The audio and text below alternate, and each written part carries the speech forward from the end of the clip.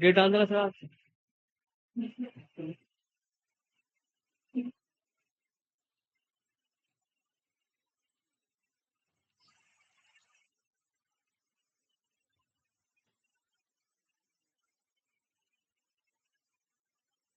Starting further.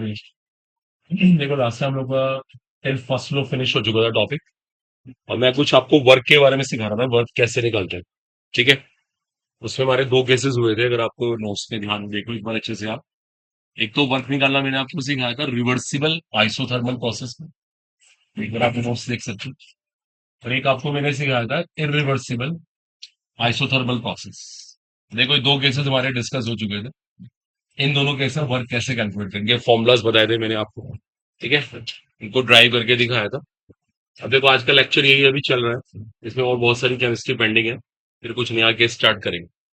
चलिए pay attention हो। मैंने आपको रिवर्सिबल आइसोथर्मल में दो फॉर्मूले बताए थे, अगर आपको याद होगा। माइनस एनआरटी लॉग V2/V1, ये बेस ई में है, अगर आपको याद हो, इसको ड्राइव किया था हम लोगों ने। और एक होता है माइनस एनआरटी लॉग P1/P2, ये भी बेस ई में है। ये आपको वर्क के फॉर्मूले बताए थे, किसी को बोलना नहीं है। और अगर हम बात करें अबाउट इरिवर्सिबल, तो फॉर्मूला था हमारा माइनस पी डेल्टा वी, अगर आपको याद हो। The P was external pressure, what was delta V, V final minus V initial. ये सारी केमिस्ट्री हमने पढ़ ली है, लास्ट क्लास में हो चुका है ये सब। आप जाके नोट्स में देख सकते हो। अब देखो मेरे को आज क्या कराना है, देखो आज की थ्योरी स्टार्ट होगी। अब देखो मैं आपको ना इनके ना कुछ कर्व्स बनाऊंगा, कुछ ग्राफ बना के दिखाऊंगा, और उन ग्राफ से आपको वर्क निकालना सीख। ठीक है। चलिए स्टार्ट करने जा रहे हैं, ये सब हो चुका है, इसको नोट करने की कोई जरूरत नहीं। अब देखो आज का टॉपिक है, उसको बोलते हैं इंडिकेटर डायग्राम कहते हैं। इंडिकेटर डायग्राम, इसको इंडिकेटर कर्व भी कह सकते हैं। नोट कर लेना सब लोग, ये बड़ा इंपॉर्टेंट हेडिंग है, बहुत क्वेश्चन आते हैं इसके ऊपर। इसको इंडिकेटर डायग्राम बोलेंगे तो। ये प्रेशर वर्सेस वॉल्यूम कर्व होता है, प्रेशर वर्सेस वॉल्यूम। ठीक है। चलो मैं स्टार्ट करने जा रहा हूँ, अगला सब ध्यान देना दें। चलिए अब देखो फोकस करना। आपको याद होगा लास्ट टाइम एक लेक्चर जो हुआ जो हमारा, आपको मैंने एक सिस्टम का एग्जांपल दिया था कि मान लो एक सिस्टम ऐसे है, ध्यान देना। और एक सिस्टम क्या करता है, अपने पिस्टन को ना, देखो सब अच्छा टेंशन नहीं करना, यहाँ से यहाँ ट्रांसफर करना। देखिए सुनिए, पिस्टन को यहाँ से यहाँ ट्रांसफर करना। लेकिन ट्रांसफर करने के दो तरीके थे, अगर आपको याद हो। एक तो था एक स्ट्रोक में ट्रांसफर कर दिया, स्ट्रोक में, इसको बोलते हैं एकदम से ट्रांसफर कर दिया। और एक तरीका और था, इसको ट्रांसफर उसने कैसे किया था, स्टेप्स में। याद है सारी थ्योरी, इसको आराम आराम से स्टेप्स में किया था। इवन उसको इनफाइनाइट स्टेप्स लगे थे ऐसे करने में। याद है सारी थ्योरी। देखो जहां पे एकदम से ट्रांसफर हुआ था, बताओ इसका नाम क्या था, इरिवर्सिबल। और जहां पे आराम आराम से हुआ था वो क्या था, रिवर्सिबल। ये सब ठीक है हम लोग। अब देखो मैं इसको ना, मैं इसको एक डायग्राम समझाऊंगा। अब एक डायग्राम बना के दिखाऊंगा ना, देखो सब अटेंशन में ना, बहुत इंपॉर्टेंट थ्योरी है। ये जो डायग्राम होता है ना, ये पी वर्सेस वी होता है, प्रेशर वर्सेस वॉल्यूम। मैं बात कर रहा हूँ इंडिकेटर डायग्राम की, प्रेशर वर्सेस वॉल्यूम ग्राफ बना रहा हूँ, देखो ध्यान देना। देखो पहले हमारे पास जैसे गैस है सपोज करिए, इसका अपना एक प्रेशर था। गैस ने पिस्टन को यहां से ट्रांसफर कर दिया। ठीक है। बात ना करें को बच्चा, बताओ अगर ऐसे ट्रांसफर कर दिया तो उसके प्रेशर पे क्या फर्क पड़ा हो। अब दिमाग लगाओ, गैस जब एक्सपैंड हो रही है, एक्सपैंड, उसके प्रेशर पे क्या फर्क पड़ा हो, उसका प्रेशर घट गया होगा। ये गैस से वर्क नहीं किया गया, गैस ने पिस्टन को यहां से यहां ट्रांसफर कर दिया। गैस ने क्या करा, इसको ऐसे ऊपर ट्रांसफर किया। पता है ऐसे करने से उसने वर्क किया, वर्क कार्य किया, उसका प्रेशर पहले से डाउन हो गया। बोलो। और वॉल्यूम क्या हो गया, बढ़ गया। वॉल्यूम साफ दिख रहा है, बढ़ रहा है। अब देखो मैं इस चीज को ना यहां बना के दिखाऊंगा, अब देखो सब अटेंशन में कर। गैस ने क्या करा, दोबारा सुनो। एक स्ट्रोक से, स्ट्रोक को हिंदी में झटके से, एक स्ट्रोक से एकदम यहां पे शिफ्ट हो गई गैस। एक स्ट्रोक से, पता क्या हुआ, ऐसी जूम करो, पहले गैस का प्रेशर ये था। गैस ना एक स्ट्रोक से नीचे आई, एकदम से नीचे आई, और फिर उसका वॉल्यूम क्या हो गया, बढ़ गया। देखो देखो अभी नोट नहीं करना, देखो जरा इसको समझने की कोशिश करो। गैस पहले एकदम से नीचे आई, एकदम से, देखो यारों से दिखा रहा हूं मैं, एकदम से नीचे आई। इतनी जल्दी नीचे आई कि वॉल्यूम कैसा रहा, हम मानेंगे वॉल्यूम में खास चेंज नहीं। फिर क्या हुआ, गैस ने अपना वॉल्यूम बढ़ा लिया। Got it? क्या कहना चाहता हूं? दोबारा देखो, बात नहीं करनी, किसी को बोलना नहीं है। गैस पहले ऐसे बैठी हुई थी, गैस ने पहले पिस्टन को यहां से यहां ट्रांसफर किया, पिस्टन को यहां से यहां ट्रांसफर किया, फिर गैस के मोलिक्यूल क्या हो गए? स्प्रेड हो गए, फैल गए। पहले कुछ मोमेंट के लिए, समझो एक बहुत माइन्यूट मोमेंट के लिए, बस पिस्टन यहां से यहां ट्रांसफर हुआ, जैसे यहां से यहां ट्रांसफर हुआ, मोलिक्यूल फैल गए। एग्जैक्टली यहां पर हुआ, देख, पहले गैस का प्रेशर घटा, एकदम से वॉल्यूम क्या हो गया? बढ़ गया। देखो अभी नोट मत करना। अब एक सबसे इंपॉर्टेंट चीज, मान लो गैस का प्रेशर पहले P1 था, अब गैस का प्रेशर कितना हो गया? P2। आपको पता है, ये जो गैस का प्रेशर P2 है, ये बेसिकली किसका प्रेशर है? हाँ, she is right, external pressure है। गैस ने बाहर के प्रेशर को अचीव कर ली। तो देखो देखो, आप लोग फोकस करिए, बहुत टफ सिचुएशन है, तभी रियलाइज होगा। ये गैस पहले P1 प्रेशर पे है, गैस अपने पिस्टन को यहां से यहां ट्रांसफर करती है। किसी को पता है, जब यहां से यहां ट्रांसफर करती है, तो ट्रांसफर करने से उसका प्रेशर कितना बन जाता है?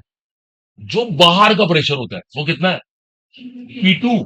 उसने बाहर का प्रेशर अचीव कर लिया। देखो गैस ने बाहर का प्रेशर देखो अचीव कर लिया, तभी तो गैस P1 से P2 पे आई। अच्छा, P1 की वैल्यू P2 से क्या है? ज्यादा है, 100% ज्यादा है, तभी तो गैस एक्सपैंड हो रही है। लेकिन एक्सपैंड कब तक होगी? ये पिस्टन कब से कब तक जाएगा? जब तक वो बाहर का प्रेशर अचीव ना कर ले। जैसे ही P1 इज टू P2 हुआ, गैस ने एक्सपैंड होना बंद कर दिया। देखो अब एक बड़ी इंपॉर्टेंट चीज है, देखो आपके लिए, देखो ध्यान देना सब लोग। देखो जो ये नीचे फिगर बन रही है ना, देखो अब इसका एक बहुत इंपॉर्टेंट रोल है। देखो इसको समझने की कोशिश करना। देखो देखो, मैं ना इसका एरिया निकालता हूँ, एरिया हिंदी में कहते हैं क्षेत्रफल। इसका एरिया निकालते हैं, रेक्टेंगल का एरिया निकालते हैं। देखो कैसे निकालेंगे एरिया? एरिया निकालने की सबको पता है, लेंथ है ये लेंथ है, ये इसकी ब्रेथ, लंबाई चौड़ाई। ये V1 है, ये V2। देखो इसकी लंबाई कितनी है? V2 minus V1। और इसकी चौड़ाई कितनी है? Just P2। सबको आ रहा है समझ? अगर आप ध्यान से देखें, अगर आप लास्ट टाइम का लेक्चर लगाए, ये हमारा क्या है?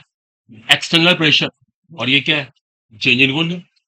इससे ये इंडिकेशन मिलता है, ये जो एरिया है ना, ये जो क्षेत्रफल है, ये सही मायने में क्या है?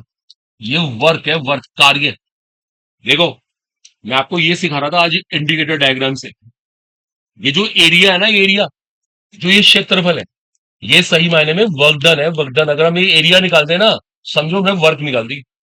ये है बहुत इंपॉर्टेंट चीज, ये इस डायग्राम की खास बात है। देखो मैंने बता दी सारी बातें, गैस कहां से कहां तक पहुंच चुकी है।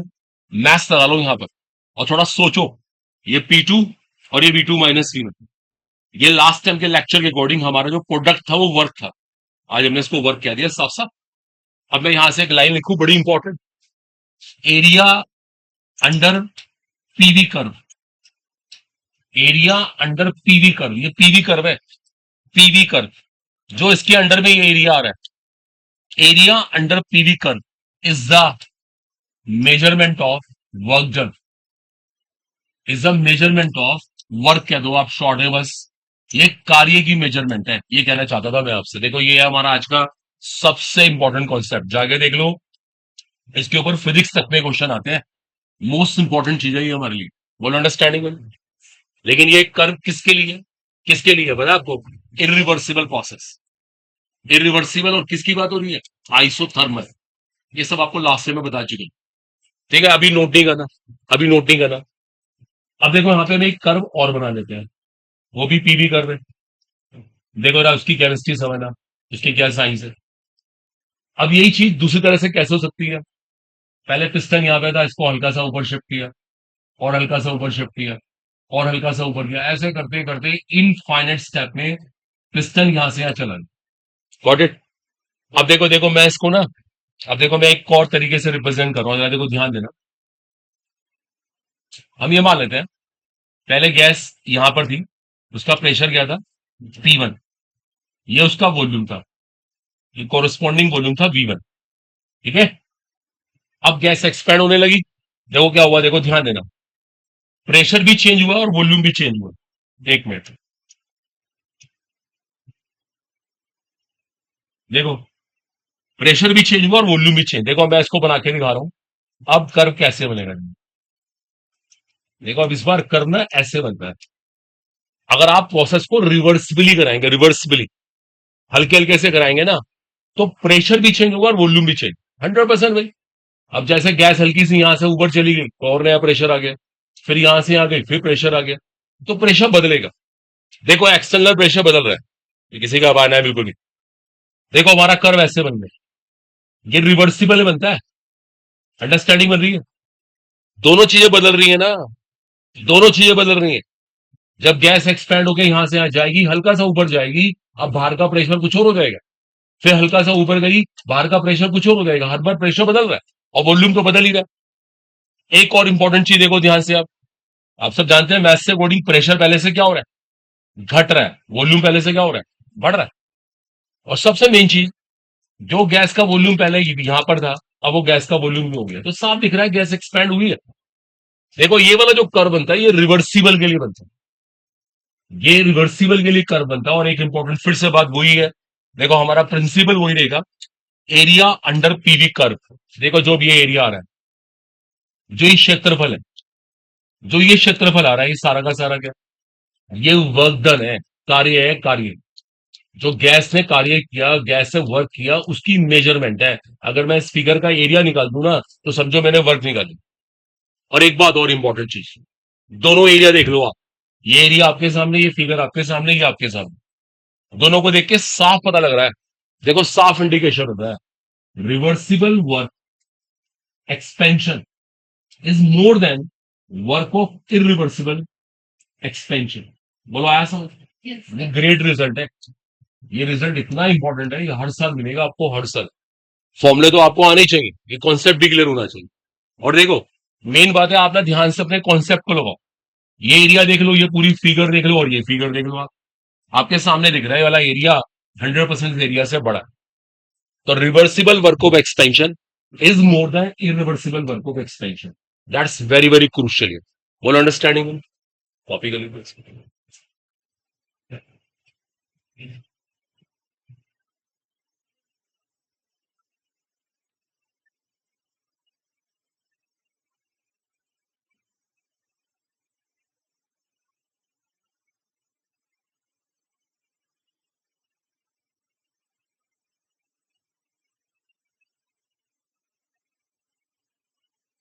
ठीक है, तो इस पर डाउट नहीं होना चाहिए।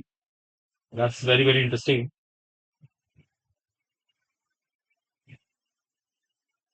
Reversible work of expansion more than the irreversible work of expansion during isothermal. During isothermal.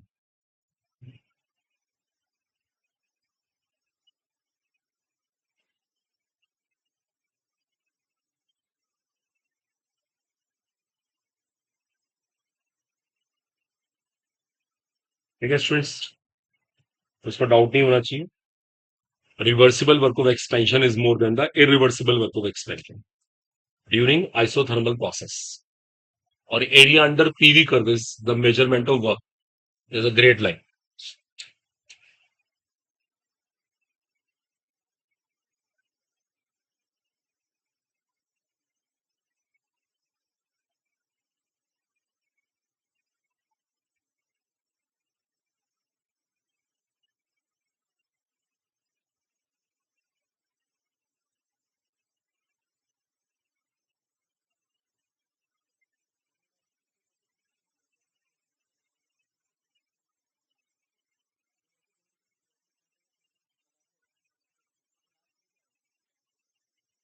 इसमें क्या है?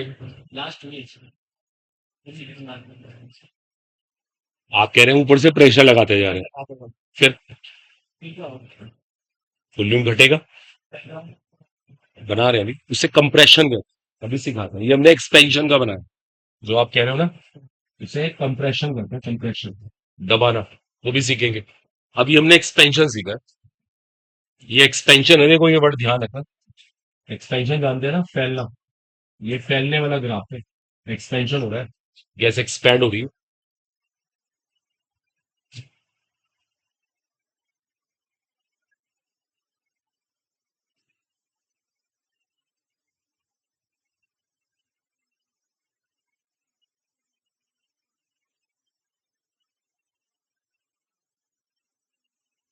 ठीक है, तो इसमें कंफ्यूजन नहीं होगा। ठीक है, नो वाला बेटर। नहीं, अंडर पीवी कर is a measurement of work. कर दी। अच्छा, फास्ट सीख रही है, बहुत सारा काम है करने के लिए। अब देखो, मैं ये चीज कंप्रेशन की फॉर्म में दिखाता हूँ कि कंप्रेशन में सिचुएशन कैसे है। करें स्टार्ट। ओके, देखो कंप्रेशन में क्या होता है, ध्यान देना। देखो, देखो इस बार रिवर्स सिचुएशन है। ये हमारे पास गैस है, फिर से वही सिस्टम। देखो ऊपर से इस बार हम फोर्स लगा रहे हैं। देखो एक्सटर्नल वर्क हो रहा है इसमें। ऐसे करने से क्या हुआ, नो डाउट ये कंप्रेस हुआ। और कंप्रेस होने के बाद जो पिस्टन है हमारा, वो एक नए प्लेस पे शिफ्ट हो गया, यहाँ हो गई। ठीक है, कंप्रेशन कर दिया। दो तरीके हैं, आप एक बार में कंप्रेस कर दो, एक ही स्ट्रोक में, या फिर इसको आराम आराम से करो, स्टेप्स में। ठीक है, आपको बता रखा, वही सारी की सारी थ्योरी है। देखो अब इस बार ग्राफ कैसे बनेगा। देखो, देखो फिर से हमारे पास पीवी कर। देखो इस बार हम क्या कर रहे हैं, हम ना गैस को कंप्रेस कर रहे हैं। पता है कंप्रेस करने से अंदर का प्रेशर क्या होगा, बढ़ेगा। अंदर का प्रेशर बढ़ेगा और वॉल्यूम क्या हो रहा है, नेचुरली घटेगा। देखो, देखो इस बार कर्व कैसे बनता है, इन्होंने पूछा मेरा सब अटेंशन पे ना। देखो एक स्ट्रोक में ना, एक स्ट्रोक में, एक ही झटके में, समझो ये चीज यहां से यहां चल गई, प्रेशर बढ़ गया और फिर वॉल्यूम क्या हो गया, घट गया। देखो फिर वॉल्यूम घट गया। अभी नोट नहीं करना बिल्कुल भी। पहले प्रेशर बढ़ गया और फिर वॉल्यूम घट गया। ये मैंने एग्जांपल दिया था, अभी मैंने फील कराया था कैसे, कैसे चीज पहले कंप्रेस होगी और फिर मोलिक्यूल्स को ऑक्यूपाई कर लेंगे। देखो अभी नोट नहीं करना। अच्छा, अगर हम बात करते हैं रिवर्सिबल की। देखो रिवर्सिबल में काम फिर वही स्टेप्स में होता है, आराम आराम से होता है। इसका ग्राफ ऐसे ही बनता है। बस मैं ग्राफ को थोड़ा सा इस बार ऐसे बना दूंगा, डजंट मैटर। देखो ये भी वही चीज है, लेकिन इस बार इस एरो को समझने की कोशिश करो। इस एरो से साफ इंडिकेशन मिल रहा है, इस बार कंप्रेशन हो रहा है। कंप्रेशन, इसे नोट नहीं करना अभी। इस बार कंप्रेशन। देखो अभी एक बड़ा इंपॉर्टेंट रिजल्ट निकल के आया। देखो अब सब अटेंशन पे करो। हम बात करते हैं area under the PV curve. Area under the PV curve, देखो फिर से वही, ये एरिया निकालना पड़ेगा हमें सारा का साथ। The area under PV curve, ये जो एरिया है ना, ये जो एरिया क्षेत्रफल है, किस चीज की मेजरमेंट है, वर्क, कार्य, कितना कार्य हो। ओके, डजंट मैटर, हम यहां तक ले लेंगे इसको, ये वाला यहां तक part, area under PV curve, यहां तक। ठीक है, देखो ऐसे ही इसमें करना पड़ेगा, एग्जैक्टली इसके अंदर भी करना पड़ेगा, एरिया अंडर पीवी कर्व। ये भी वर्क डन है। अब यार ध्यान से देख के सोच के बताना, ज्यादा बड़ा एरिया कौन सा, ज्यादा बड़ा एरिया कौन सा, नेचुरली ये वाला। इसके अंदर तो ये फिगर आ ही रही है, अगर आप देखोगे ये फिगर भी इसके अंदर आ रही है, ये वाली, ये वाला पोर्शन, ये एक्स्ट्रा आ रहा है। इससे साफ इंडिकेशन मिलता है। देखो सुन लो, आपने जो क्वेश्चन राइज किया, work done during irreversible compression is more than work done during reversible compression. This result is great result, ultimate result. Expansion में उल्टा हुआ था, एक्सपेंशन में रिवर्सिबल मोर देन इरिवर्सिबल था, कंप्रेशन में इरिवर्सिबल मोर देन रिवर्सिबल। ये result direct काम आएंगे आपको, ये भी नोट करो फटाफट, जल्दी, क्विक है। अब देखो हमारा आइसोथर्मल का लेक्चर पूरा हो, हमने आइसोथर्मल का वर्क डन निकालना सीख लिया, रिवर्सिबल, इरिवर्सिबल, एक्सपेंशन, कंप्रेशन, सारे ग्राफ भी स्टडी कर ली। ये अच्छे से आने चाहिए। ये बीच की लाइन मत ड्रॉ करना, इवन चाहे जो मैंने बनाई थी, ये बीच की लाइन मत ड्रॉ करना ऐसे आपने, तो समझाने के लिए था।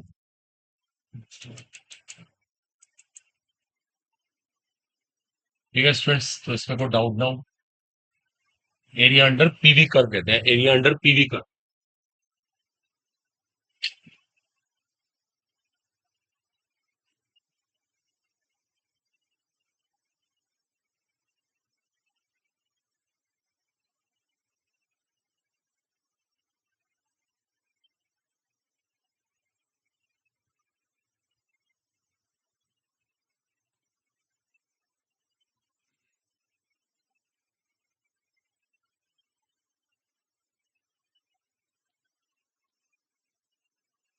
ओके स्टूडेंट्स, क्लियर, होपफुली आ गया सबको समझ।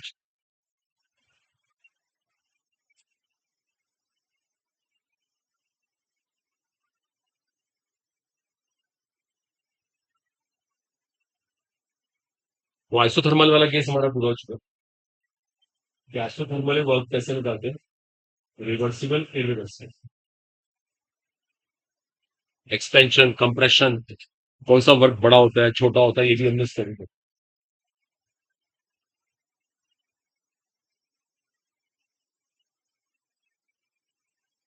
चलो ओके है ना, अब करें थोड़ा फास्ट सिखाना नहीं, पहले बता रहा हूँ टाइमिंग बहुत बड़ा इशू है। ओके, इवन देखो, इवन मैं इसमें देखो ऐड भी कर देता हूँ, कोई इशू नहीं। आप बाद में देख लेना अपने आप, अगर किसी का रह जाए तो बाद में करना। Next heading is that is termed as free expansion. अगला हेडिंग है फ्री एक्सपेंशन। अब प्रोसेस ना फ्रीली हो रहा है, फ्री, फ्री को हिंदी में मुक्त कहते हैं, फ्री एक्सपेंशन। अब फ्री एक्सपेंशन में कितना वर्क डन है ये पता लगाओ। चलिए पे टेंशन, देखो फ्री एक्सपेंशन की बात करते हैं। देखो फ्री एक्सपेंशन में क्या होता है, देखो ध्यान देना। फिर से एक पिस्टन है, सॉरी एक सिस्टम है हमारे पास, पिस्टन लगा हुआ, इसमें गैस प्रेजेंट है। अब गैस अब फ्रीली एक्सपैंड होगी। देखो फ्रीली का मतलब है बाहर से कोई रोकने वाला ही नहीं है। एक्सटर्नल प्रेशर कितना है बताओ, जीरो। फ्री एक्सपेंशन का मतलब है बाहर से कोई रोकने वाला नहीं है, बाहर का दाब जीरो, बाह्य दाब जीरो। तो बताओ वर्क डन कितना होगा। देखो हमारा वर्क का फॉर्मूला ये है, जब हमारा वर्क का फॉर्मूला था माइनस पी डेल्टा वी, और पी यहाँ पे एक्सटर्नल था। देखो सब माइंड लगाना, जब ये फैक्टर ही जीरो हो गया तो नेचुरली वर्क डन कितना हो गया, इजीली। देखो कितना काम का रिजल्ट आया। तो सीधा कंपटीशन आपसे पूछेगा, जब फ्री एक्सपेंशन है तो वर्क डन कितना है, ऑटोमेटिकली जीरो।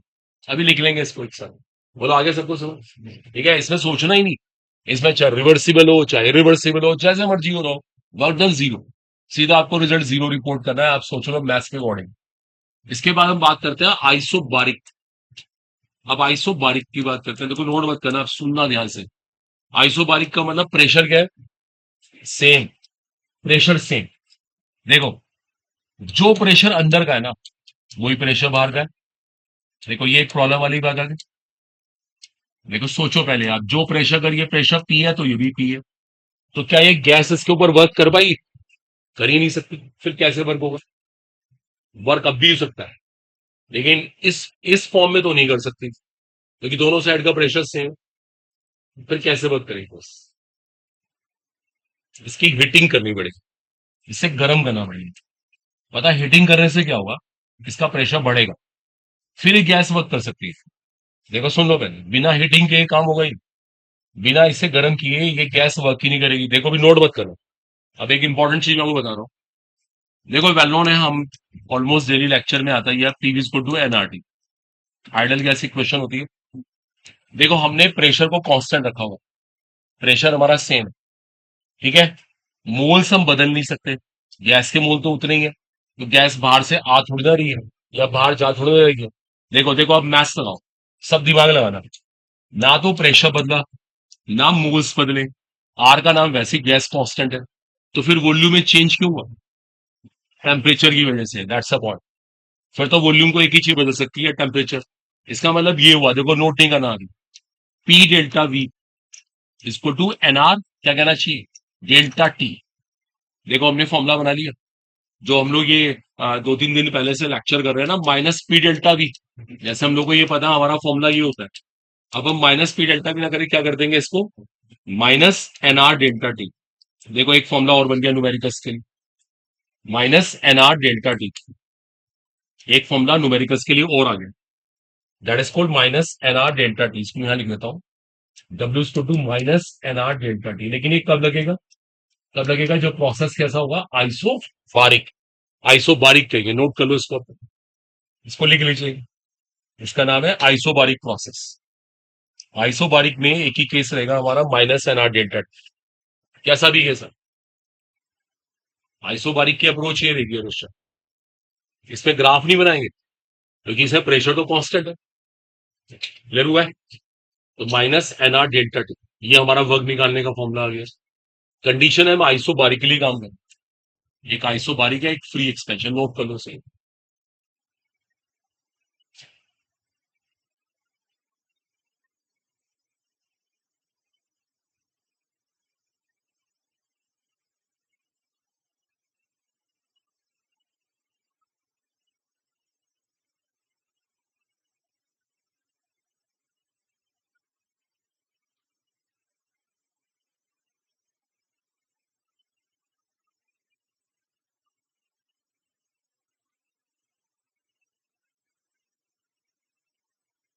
ये स्टूडेंट्स को डाउट नहीं इसमें, minus N R delta T एक फॉर्मूला और बन गया, but applicable only for isobaric process. तो हम क्वेश्चन को पढ़ के पहले समझेंगे ना कैसे प्रोसेस हो रहा है, उसके अकॉर्डिंग फॉर्मूला लगाएंगे।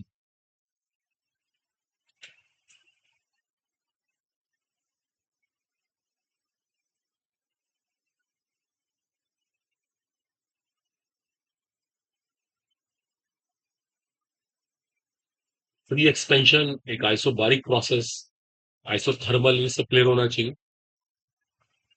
सभी नोट के लिए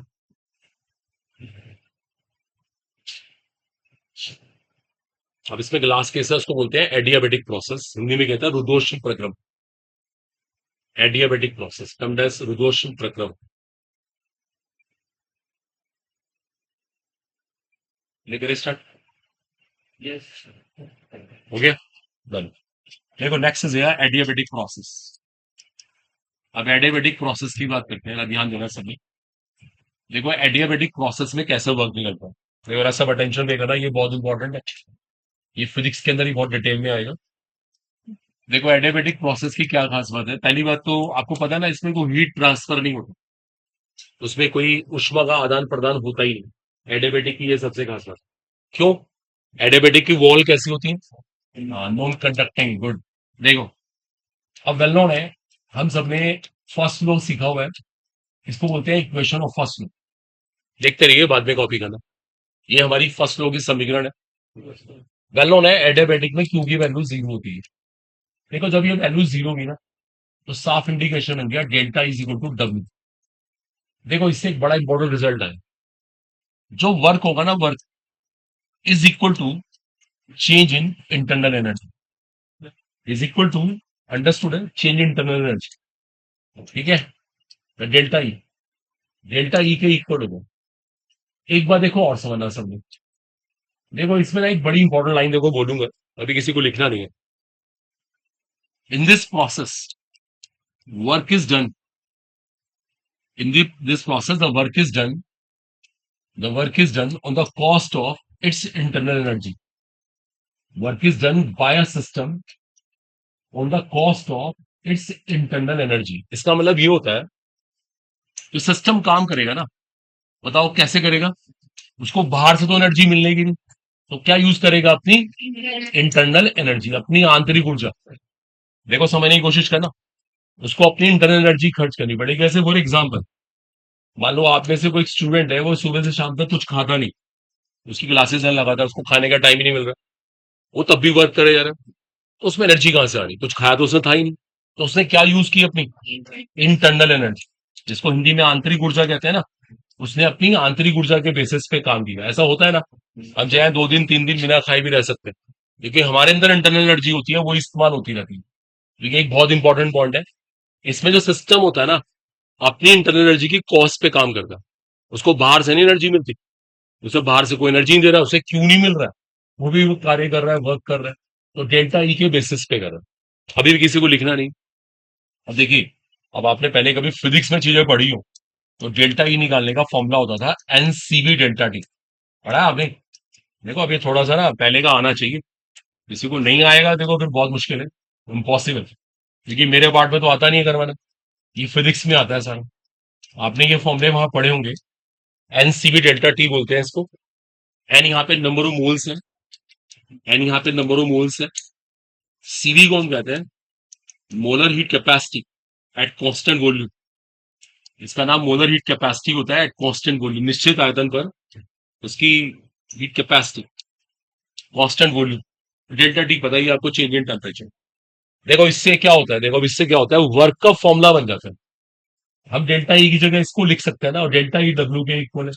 लीजिए हमने एक फॉर्मूला बना दिया, अब न्यूमेरिकल्स के लिए एक फॉर्मूला बन गया, एडियाबेटिक में लगेगा NCV delta T, NCV delta T, N number of moles है, सीबी यहाँ पे molar heat capacity at constant volume है, और delta T change in temperature.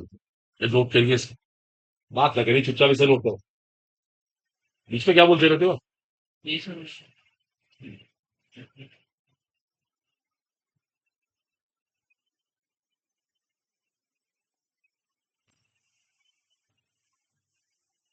Delta E is equal to NCV delta T. And number of moles है, CV को बोलते हैं molar heat capacity at constant volume. अब देखिए आपको फिजिक्स के नोट्स में देखना चाहिए, इसकी हिंदी वगैरह भी याद नहीं है। Molar heat capacity at constant volume,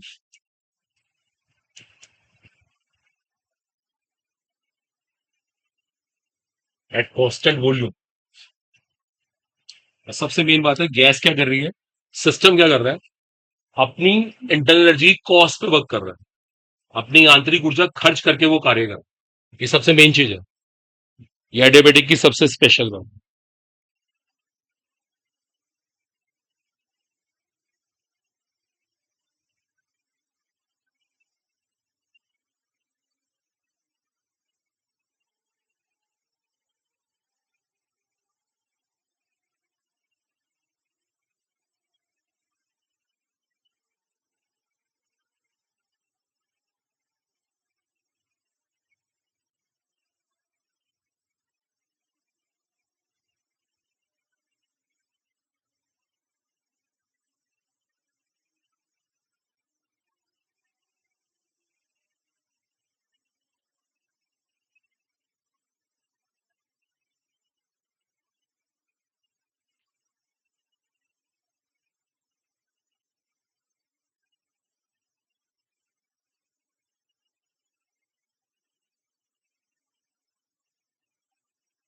ठीक है, delta is equal to nCv delta T, और डेल्टा इज टू डब्ल्यू होता है, तो समझो वर्क का फॉर्मूला आ गया nCv delta T.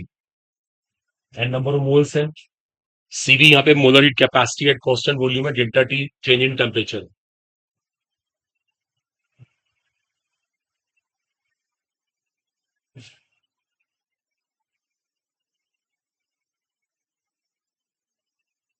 Fully clear, note कर लिया सब लोगों ने।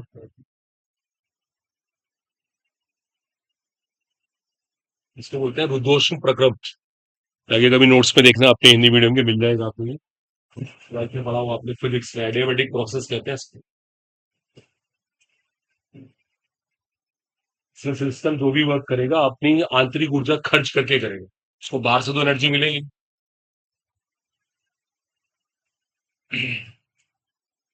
चलिए होपफुली क्लियर यहाँ तक सभी नोट कर लिया। अब देखो सुनो एक और इंपॉर्टेंट एस्पेक्ट है, देखो पहले स्टेप पे आते हैं। देखो अब सब अटेंशन पे करना, देखो मैंने अभी आपको एक वर्क निकालने का फॉर्मूला बता दिया, एनसीवी डेल्टा टी। देखो एक बार जरा और देखो आपसे डिस्कस कर लें, क्योंकि इसमें साइन कन्वेंशन का भी इशू रहेगा। जरा सब देखो अटेंशन पे करना, देखो जरा सब ध्यान दो। ये मेरे पास एक गैस है, सुनिएगा, और गैस वर्क कर रही है, अपनी आंतरिक ऊर्जा खर्च करके गैस वर्क कर रही है। बार बार आपसे बोला जा रहा है क्योंकि मैथमेटिक के लिए पढ़ रहे हैं। किसी को पता है इसके टेम्परेचर पे क्या फर्क पड़ेगा? गैस वर्क करेगी ना, कार्य करेगी, इसके टेम्परेचर पे क्या फर्क पड़ेगा? इसका टेम्परेचर घटेगा। आपको पता है जब ये वर्क करेगी इसकी एनर्जी का लॉस होगा, इसकी काइनेटिक एनर्जी घटेगी। काइनेटिक एनर्जी का एब्सोल्यूट टेम्परेचर के साथ रिलेशन डायरेक्ट है, इसका टेम्परेचर घटेगा। बोलो है ना? अच्छा दोबारा देखो, दोबारा। यार गैस वर्क कर रही है, साफ दिख रहा है गैस है, करेगी। पिस्टन को यहां से ट्रांसफर कर दिया, एनर्जी इसे बाहर से मिली नहीं, तो एनर्जी अपनी इस्तेमाल की ना इसने। मेरा क्वेश्चन है, इसने एनर्जी अपनी इस्तेमाल की तो इसके टेम्परेचर पे क्या फर्क पड़ा? आप ये मैथ समझ सकते हो? जब कोई अपनी एनर्जी यूज कर रहा है, एनर्जी घट रही है, तो टेम्परेचर भी घट रहा है। देखो सुन लो, मैं इसको ऐसे बोलूंगा, इफ गैस एक्सपेंडिंग या गैस इज वर्किंग। अगर गैस कार्य कर रही, देखो सुनो, अगर गैस कार्य कर रही तो गैस कार्य करने से क्या हुआ? गैस के कार्य करने से क्या हुआ? टेम्परेचर घट गया, T2 लेस देन क्या आ गया? T1 आ गया। तो ये चीज अपने आप क्या हो जाएगी? माइनस में पहुंच जाएगी। भाई डेल्टा टी क्या होता है? T2 माइनस T1 होता है ना। अब T2 T1 से छोटा है, ये डिफरेंस तो माइनस में आएगा ही आएगा, तो वर्क ऑटोमेटिकली माइनस में पहुंच जाएगा। और आपको पता भी है, हमने ये लास्ट टाइम सीखा था, ये हमारा साइन कन्वेंशन था। If gas is working, work should be negative. मैं ना साइन कन्वेंशन चेक कर रहा था, यही फॉर्मूला फिजिक्स वाले बनाएंगे, लेकिन वो यहाँ पे क्या लगा देंगे? Minus sign. देखना सुनना, यही फॉर्मूला फिजिक्स क्लास में आएगा, लेकिन वो लोग यहाँ माइनस बनाएंगे क्योंकि उनका साइन कन्वेंशन हमारे उससे उल्टा है। तो खैर एनी हो, हम तो यही वाला फॉर्मूला याद कर लेंगे, हमें इसमें कोई दिक्कत नहीं होनी चाहिए। ठीक है, आप एक साथ कॉपी करेंगे। एक बात देखो और सीखने वाली है, वैसे जो वर्क का हमारा स्टैंडर्ड फॉर्मूला है वो ये है, वेल नोन है। जो हमारा वर्क का स्टैंडर्ड फॉर्मूला है वो ये वाला है। पी यहाँ पे एक्सटर्नल प्रेशर है, और डेल्टा वी सब जानते हैं, V final minus V initial. ठीक है, हमारा जो वर्क का स्टैंडर्ड फॉर्मूला है वो ये है। देखो और एक चीज सुनना, देखो अब एक बहुत काम की बात आ रही है आपके लिए। देखो ये थोड़ा सा आपके 12th है, उसका इन्वॉल्वमेंट रहेगा। आप सबने कभी फिजिक्स में ना एडियाबेटिक प्रोसेस की बात कर रहा हूँ, एडियाबेटिक, कभी ये फॉर्मूले पढ़े? PV gamma constant, TV power gamma minus one constant, और एक फॉर्मूला होता है P power one minus gamma T gamma constant, और इस गामा को क्या कहते हैं? CP by CD. पढ़ा कभी आपने फिजिक्स में? देखो इसे फिजिक्स का पार्ट है, ये मेरे को नहीं कराना, मैं इसको ड्राइवेशन करूँ बहुत टाइम खराब हो जाएगा ये मेरी फील्ड में नहीं है। मैं सीधा इनका यूज करके दिखा दूंगा, क्वेश्चन फिजिक्स के भी करवा देंगे। लेकिन ये फॉर्मूले कहां से आ रहे हैं ये सब आपको फिजिक्स वाले बताएंगे। ये एडियाबेटिक के लिए होते हैं। गामा को हम बोलते हैं सीपी बाय सीडी। गामा इन दोनों का रेशियो होता है। ये मोलर हीट कैपेसिटी है एट कांस्टेंट प्रेशर, स्थिर दाब पर मोलर गैस कैपेसिटी, और ये स्थिर आयतन पे इनके रेशियो को बोलते हैं गामा। इनके अनुपात को गामा कहते हैं। ये फॉर्मूला कभी फिजिक्स में आपने ड्राइव भी किया हो। PV power gamma constant, TV power gamma minus one constant, P power one minus gamma T power gamma constant. ये तीनों इक्वेशन अच्छे से याद कर लेना। एक बात और सुनो, ये लगती है एडियाबेटिक में, लेकिन एक बात ध्यान रखना, ये एडियाबेटिक में तो लगती है, लेकिन लगती कब है? जब प्रोसेस कैसा होता है? रिवर्सिबल। देखो सुन लो पहले, अगर ये बात नहीं पता होगी क्वेश्चन होगा ही नहीं। देखो रिवर्सिबल में लगती है ये इक्वेशन, आप हमेशा मन लगा देना। ये रिवर्सिबल में लगती है, रिवर्सिबल उत्क्रमणीय प्रक्रिया में। ऐसे नहीं आप इसको हमेशा लगा, ये रिवर्सिबल में लगाई जाती है। तो इसका जरूर ध्यान रखना। आपको ये वाला वॉल्यूम चाहिए होगा ना फाइनल कितनी बार, या इनिशियल चाहिए होगा, तो अगर आप इनको लगा रहे हैं ध्यान रखिएगा रिवर्सिबल के लिए काम करें, अदरवाइज नहीं। ये एक बहुत इंपॉर्टेंट कंसर्न है, इसको नोट करो आप, इस बात को जरूर लिखना। ये हमारी सबसे इंपॉर्टेंट कंडीशन है कि these equations are applicable for reversible adiabatic process. उत्क्रमणीय रुद्धोष्म प्रक्रम पे लगती है वाली इक्वेशंस, इनको लिख लो आप। आपने फिजिक्स में तो पढ़ी होंगी, ड्राइव तो किया हुआ है, याद आ रहा है कुछ? ये फिजिक्स में आती है, यस। देख लीजिए, इनको बहुत काम की इक्वेशंस है ये। पीवी मैंने बोला आपके फिजिक्स में बहुत सारा पार्ट कवर हो जाएगा, आप फिजिक्स की बुक से भी क्वेश्चन लेके आ सकते हैं। आप चाहे फिजिक्स की बुक से भी डाउट लेके आ सकते हैं। कौन सी बुक कर रहे हैं फिजिक्स में आप? जो केमिस्ट्री में होगी फिजिक्स में, जैसे केमिस्ट्री बुक नहीं ऐसे फिजिक्स में भी नहीं होगी आपके पास। अच्छा, कुमार मित्तल कौन करता है भाई साहब? उससे बाहर निकलो, इस दुनिया से बाहर आओ। मैं तो फिजिक्स टीचर नहीं हूँ ना, फिजिक्स वाले बता देता हूँ।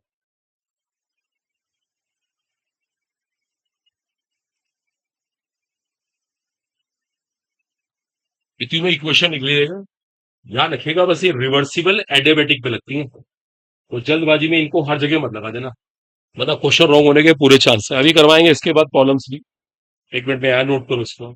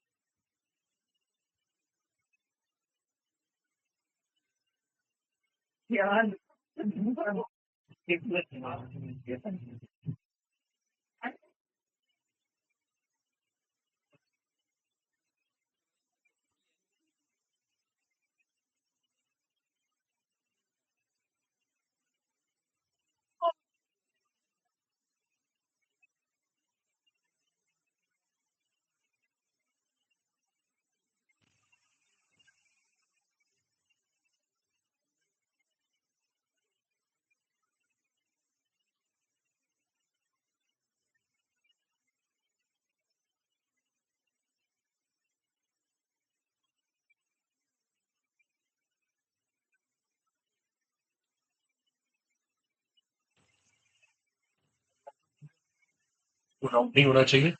बस इक्वेशन को ध्यान से लगाना, ये बहुत इंपॉर्टेंट एस्पेक्ट है। अभी मैं क्वेश्चन करके दिखाऊंगा। अब एक चीज और सुनो।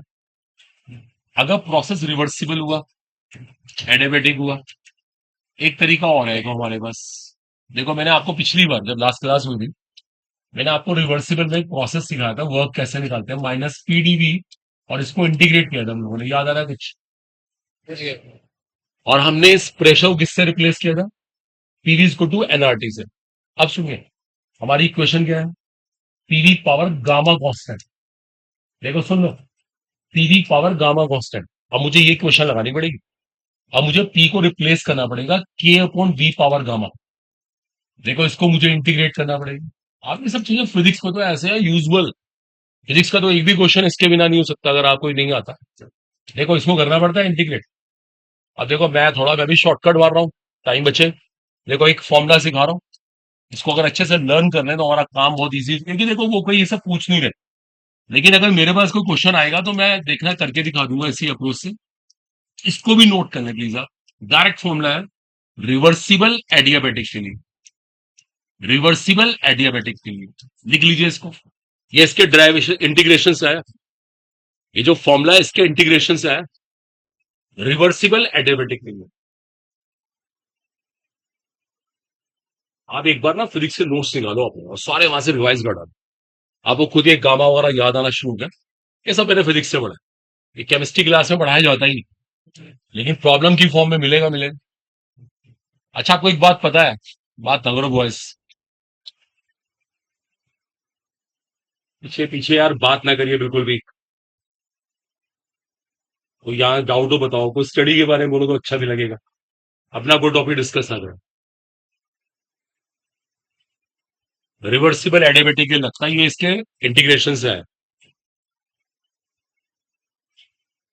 अभी कुछ चीज और शेयर करते हैं फिर डाउट कराएंगे आपको ना। देखना फिजिक्स की बुक से प्रॉब्लम करवाएंगे। हटा दे इसको। नोट कर चुके हो सब बॉयस?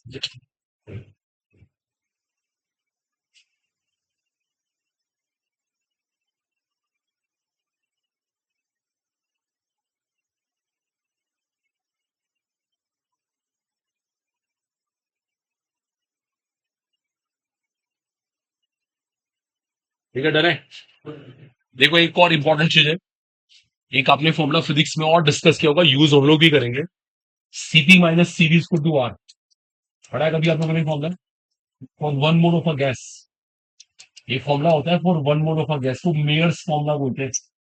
कभी आपने इसको फिजिक्स में ड्राइव भी किया होगा। हम तो डायरेक्ट इसकी एप्लीकेशन करेंगे। इसकी बहुत एप्लीकेशन आती है। CP minus CV is to R direct use करके दिखाएंगे। एक और इंटरेस्टिंग बात है, अगर आपके पास गैस मोनोअटॉमिक है, मोनोअटॉमिक, जिसके अंदर एक परमाणु होता है, हीलियम, नियोन, ऑर्गन, आपको पता है सर गामा कितना होता है? वो पॉइंट बताता है सर गामा कितना होता है? इसका गामा कितना होता है? Gamma that is CP by CV. देखो कितना यार, आप कितना पीछे हैं। 5/3 यार, 5/3 सोन। ये पता होना चाहिए। आपने फिजिक्स में नहीं पढ़ा क्या ये? फिजिक्स का सिलेबस है, फिर क्यों याद क्यों नहीं है? ऐसी बातें भूलने वाली होती कहाँ है? कल जब आओगे ये सब चीजें रिवाइज करके आना। देखो तभी तो प्रॉब्लम करने हमारी एक फेस बनेगा। मैंने बोला मैंने ये सब चीजें फिजिक्स से पढ़ी है, मैंने तो वहां से सीखी है। और मैं भी हिंदी मीडियम से हूं, मैं भी वहां पे सीख के आया हूं। डायटोमिक, डायटोमिक का बताओ गामा कितना था? याद है किसी को? 7/5। वाइस बातें नहीं। ये 7/2 आर अपॉन 5/2 आर होता था, अगर आपको याद हो। अच्छा है। आपका फिजिक्स में क्या चल रहा है अभी यहाँ पे? फिजिक्स में क्या चल रहा है? चलो ओके, अभी तो आप मैकेनिक्स कर रहे हैं अब लोग। और ट्रायटोमिक गैस के लिए कितना होता है बताओ? ट्रायटोमिक गैस के लिए पता है किसी को? 4r/3r, that is 1.33। इन सब पे कमांड होनी चाहिए। देखो आप सबके सीपीसीबी, मोनोटॉमिक, डायटोमिक, ट्रायटोमिक पता होने चाहिए। उनके रेशियोज याद होने चाहिए, इसके बिना क्वेश्चन ही नहीं होंगे। ये सब चीजें अगर आपको क्लियर नहीं है तो आप बहुत पीछे हैं, बहुत बैकवर्ड है सीधी सी बात। आपको ये बातें पता ही नहीं है। मैंने पहले बोला एक लिमिट है कंपटीशन में सिखाने की, आपको बाकी तो पहले आपको पता होना चाहिए। नोट कर लो उसको फटाफट से करना है।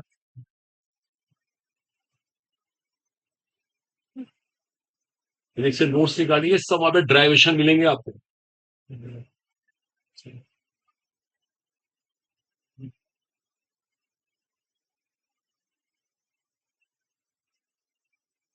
मोनोटॉमिक, डायटोमिक, ट्रायटोमिक, ये डिग्री ऑफ फ्रीडम से लिंक टॉपिक है। ये सब फिजिक्स वाले कराएंगे, उनकी रिस्पॉन्सिबिलिटी है। मैं तो डायरेक्ट इसकी एप्लीकेशन करवा दूंगा। आपके सारे क्वेश्चन करके दिखा देंगे जितने भी मिलेंगे, चाहे वो फिजिक्स की बुक से भी हो। एक छोटी सी बात मेरे को और शेयर करनी है, it's again very very important है।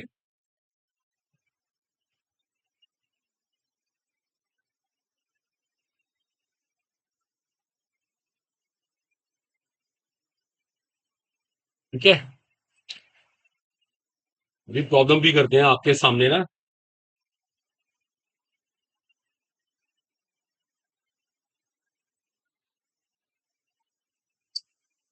मेरे स्टूडेंट्स होपफुली क्लियर। अब देखो इसे अगले स्टेज पे आते हैं। ये गामा सीपी बाय सीपी आ जाके रिवाइज करना जरूर आप लोग। प्रॉब्लम भी कराऊंगा मैं आपको भी इसकी। देखो एक और इंपॉर्टेंट बात आपसे शेयर करनी है। चलो इसको हटा रहे हैं। देखो बात करते हैं इंडिकेटर डायग्राम, पीवी कर्व की, जो हमने आते ही डिस्कस किया था। देखो देखो ना, सब देखो, टेंशन पे करना।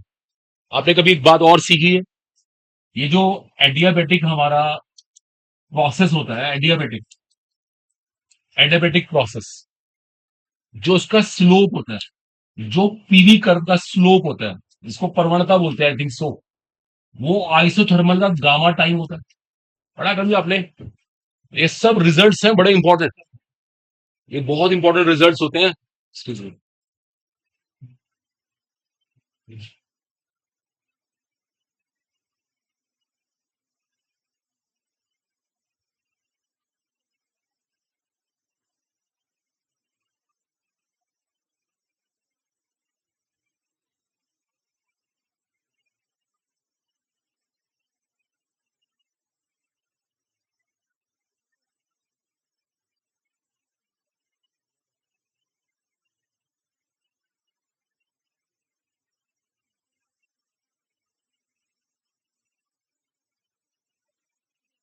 देखो जरा ध्यान देना।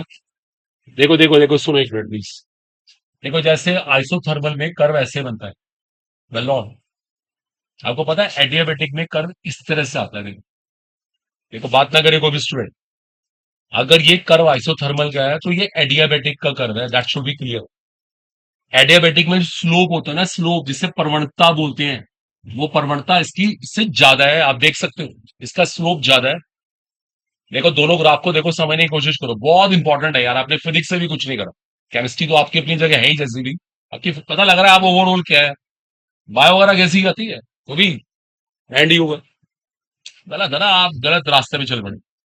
बहुत मेहनत करनी पड़ती है, इतना आसान नहीं है। अब पहले 11 12 के बेसिक्स लेके आओ, तब तो आगे पढ़ा जाए। अब बात ना करें वो है, ये आइसोथर्मल का है तो ये एडियाबेटिक का है। मैं चाहूँ ना अभी करके दिखा दूं 1 मिनट में, आप इसको अपने फिजिक्स नोट्स में से देखना। नहीं आया तो मेरे से कल पूछना। अब एक बात और सीखनी है। ये जो ग्राफ बनता है हमारा, ये बनता है आइसोबारिक के लिए। देखो प्रेशर यहाँ पे कांस्टेंट है, प्रेशर नहीं बदला। और ये ग्राफ किसके लिए बनता है? आइसोकोरिक के लिए, क्योंकि वॉल्यूम सेम है। देखो आप ध्यान से देखो, मैंने आपको ना यहाँ पे चार चीजें एक साथ बताई है। ये आइसोबारिक का ग्राफ है क्योंकि प्रेशर सेम है, आइसोबारिक। ये आइसोकोरिक का ग्राफ है बिकॉज वॉल्यूम सेम है। ये आइसोथर्मल का ग्राफ है और ये एडियाबेटिक का ग्राफ है। बोलो आया कुछ समझ? Is it clear? एक बार नोट करो उसको, अच्छे से हाईलाइट करो, और घर जाके रिजल्ट स्टडी करो आप, कि एडियाबेटिक में जो स्लोप होता है ना, स्लोप, जिसको हिंदी में प्रवणता बोलते हैं, वो with respect to isothermal gamma times होता है। और गामा की वैल्यू मोर देन 1 है। जाके आप भी कुछ करिए यार, आप भी कुछ करके दिखाओ। ये सारा आप हमारे पे डिपेंड रहेंगे ना तो बहुत मुश्किल हो जाएगा। सेल्फ स्टडी से कंपटीशन निकलेगा, ये सिर्फ आपको लग रहा है कोचिंग ज्वाइन हो गया, आप चाहे कोई भी कोचिंग कर लीजिए। सवाल ये नहीं होता, खुद भी तो पढ़ना है।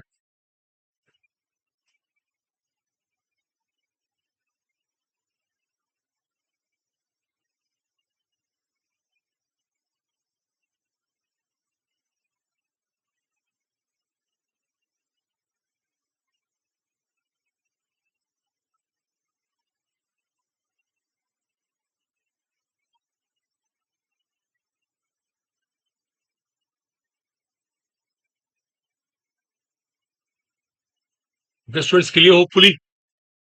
देखो मैंने चार कर्व एक साथ बना दिए और चारों में क्या हो रहा है अगर आप ध्यान से देखें तो एक्सपेंशन की बात हो रही है। ये जो एरो है आपसे बताना चाहता हूं, देखो मैं इससे इस केस में वॉल्यूम में कुछ चेंज नहीं आया, नो प्रॉब्लम एट ऑल। और ये सब पीवी कर्व है, वेल नोन है। अच्छा अब इसको देख के बताओ मैक्सिमम वर्क किस में होगा। आइसोबारिक चीज राइट, वाई? हाँ क्योंकि वेंडन वेंडन जो एरिया इस कर्व में आएगा, जो एरिया इस कर्व में आएगा, देखो यार देखने की जरा सब ध्यान देना। देखो ये हमारा पीवी कर्व है, देखो इसका एरिया कितना बड़ा है। देखो ये कर्व है पीवी का, यहां तक देखो पीवी का एरिया बनता है। जो हमारा आइसोबारिक है देखो कितना बड़ा, देखो एरिया आ रहा है। अच्छा अगर हम बात करें उसके बाद कौन सा आएगा, उसके बाद कौन सा आएगा, आइसोथर्मल। देखो देखो देखो ये वाला जो एरिया आइसोथर्मल का है, ये आइसोथर्मल का है।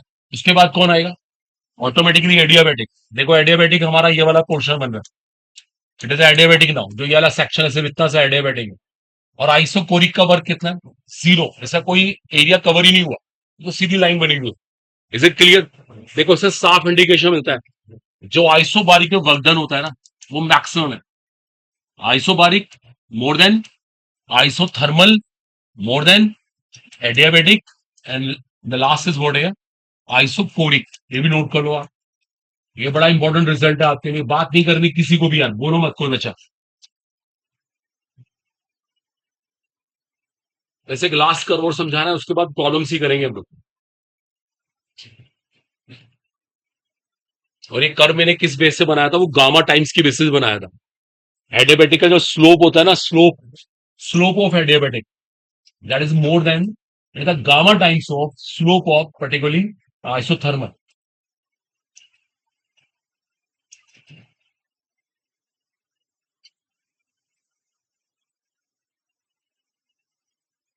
Actually clear, very very important है, ये अच्छे से आना चाहिए।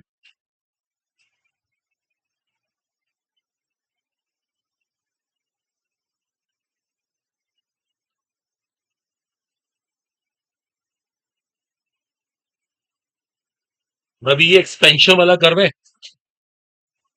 अब देखो हम कंप्रेशन की बात करेंगे इसी में, पहले इसको नोट कीजिए फटाफट, ये ऑर्डर लिखिए, बहुत काम का ऑर्डर है ये।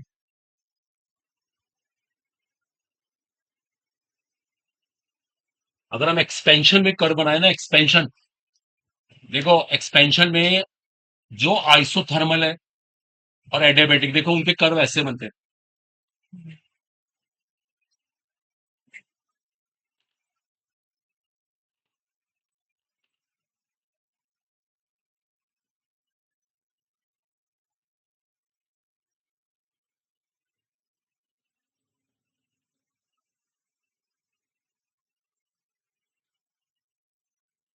नहीं ओके। देखो अगर हम बात करें अबाउट द कंप्रेशन, तो कंप्रेशन में थोड़ी सी सिचुएशन रिवर्स है। अभी स्टडी किया था ना, एडियाबेटिक में स्लोप ज्यादा होता है। देखो आप पीवी कर्व कैसे बनने वाला है अगर हमने कंप्रेशन की बात की तो, देखो इस तरह से कर्व बनेगा हमारा पर्टिकुलरली ऑफ, देखो ये दो केस बनेंगे। जो ये वाला होगा ये तो एडियाबेटिक के लिए बनेगा, और ये बनेगा आइसोथर्मल के लिए। ठीक है, देखो अब सुनो, एक बड़ी बड़ी इंपॉर्टेंट बात आएगी। ये कंप्रेशन की बात हो रही है, वॉल्यूम घटने की बात हो रही है। नो डाउट, देखो इसकी एरो समझा करो, इससे पता लग जाता है। अब देखो फिर एक इंपॉर्टेंट चीज है, बताओ इस बार ज्यादा वर्क कहाँ होगा। देखिए बताओ, एरिया चेक करो ना, एरिया अंडर पीवी का। देखो ये वाला एरिया आइसोथर्मल का, और एडियाबेटिक में एरिया ये वाला बैठ रहा है, इसका मतलब ज्यादा हो गया ना। इससे साफ इंडिकेशन मिलता है the adiabatic work during compression, ये सीओएमपी लिख दिया, is more then the isothermal during compression. बोलो क्लियर हुआ? Yes sir. वो जो हमने पहले लिखा था वो एक्सपेंशन वाला वर्क था, वो एक्सपेंशन वाला था। इसको भी नोट करो आप, इसको भी लिख लो। देखो हमारा वर्क का पूरा लेक्चर हो गया, वर्क के हमारे सारे एस्पेक्ट डिस्कस हो गए, चाहे फिजिक्स पॉइंट से भी हो गए। देखो कुछ क्वेश्चन करवाते हैं आपको ना, यहाँ से कुछ न्यूमेरिकल्स करना सिखा देते हैं। चलिए बुक दिखाना, आई थिंक कोई एमसीक्यू वाली बुक लेके आता है किसी के पास, लेकर आए हो? बताओ बताओ बोलो। सर वो कौन सा है ऊपर?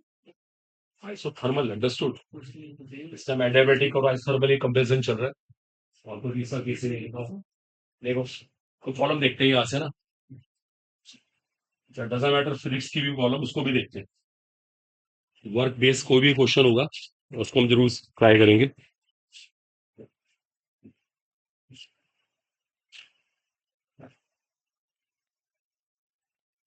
तो नोट कीजिए, देखिए कुछ प्रॉब्लम्स रहती हैं, पहले से कॉपी कर लूंगा।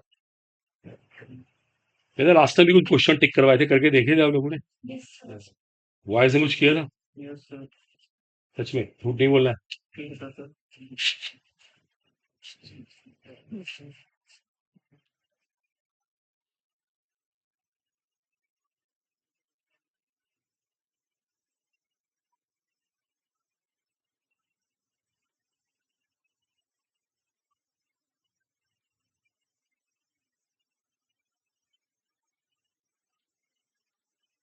चलिए क्वेश्चन नोट कीजिएगा सब लोग। देखिए, which of the following, write down, which of the following PV curve, एक क्वेश्चन लिखिएगा सब लोग। Which of the following PV curve represents, which of the following PV curve represents maximum work done? Which of the following PV curve represents maximum work done? Maximum work done. Which of the following PV curve represents maximum work done? Maximum work done. Okay, आपको ये पता लगाना है किस case में maximum work done हो रहा है, और सारे हमारे पास पीवी कर्व है। सारे हमारे पास क्या है? पीवी कर्व है। दैट्स वेरी इंपॉर्टेंट है। देखो अभी मैं आपको ये सब प्रोवाइड कर रहा हूँ, सारे पीवी कर्व है बेसिकली, दैट्स इंपॉर्टेंट है। सारे पीवी कर्व है। चलिए ध्यान देना, देखो ओके। देखो पहला केस है हमारे पास, ये पीवी कर्व है। ये कर्व इनफैक्ट इस तरह से दिया हुआ है। ओके, एक और पीवी हमारे पास कर्व है, ये भी इस तरह से गिवन है। यार इन लोगों ने ना, चलो इट्स ओके यार, डजंट हमें लिखने से मतलब नहीं है, नो प्रॉब्लम। एक और केस गिवन है, वो पीवी कर्व इस तरह से दिया हुआ है, और एक केस और है, वो पीवी कर्व इनफैक्ट इस तरह से दिया हुआ है। चलिए बात नहीं करनी किसी को भी, नोट करिए फटाफट। और हमें पता लगाना है मैक्सिमम वर्क कहाँ हो रहा है। बोलो मत बॉयस, क्या साइन करने में इतना टाइम लगता है? इतना हो गया रही, आप 10 मिनट इसे रेस्ट कर लेंगे अपने।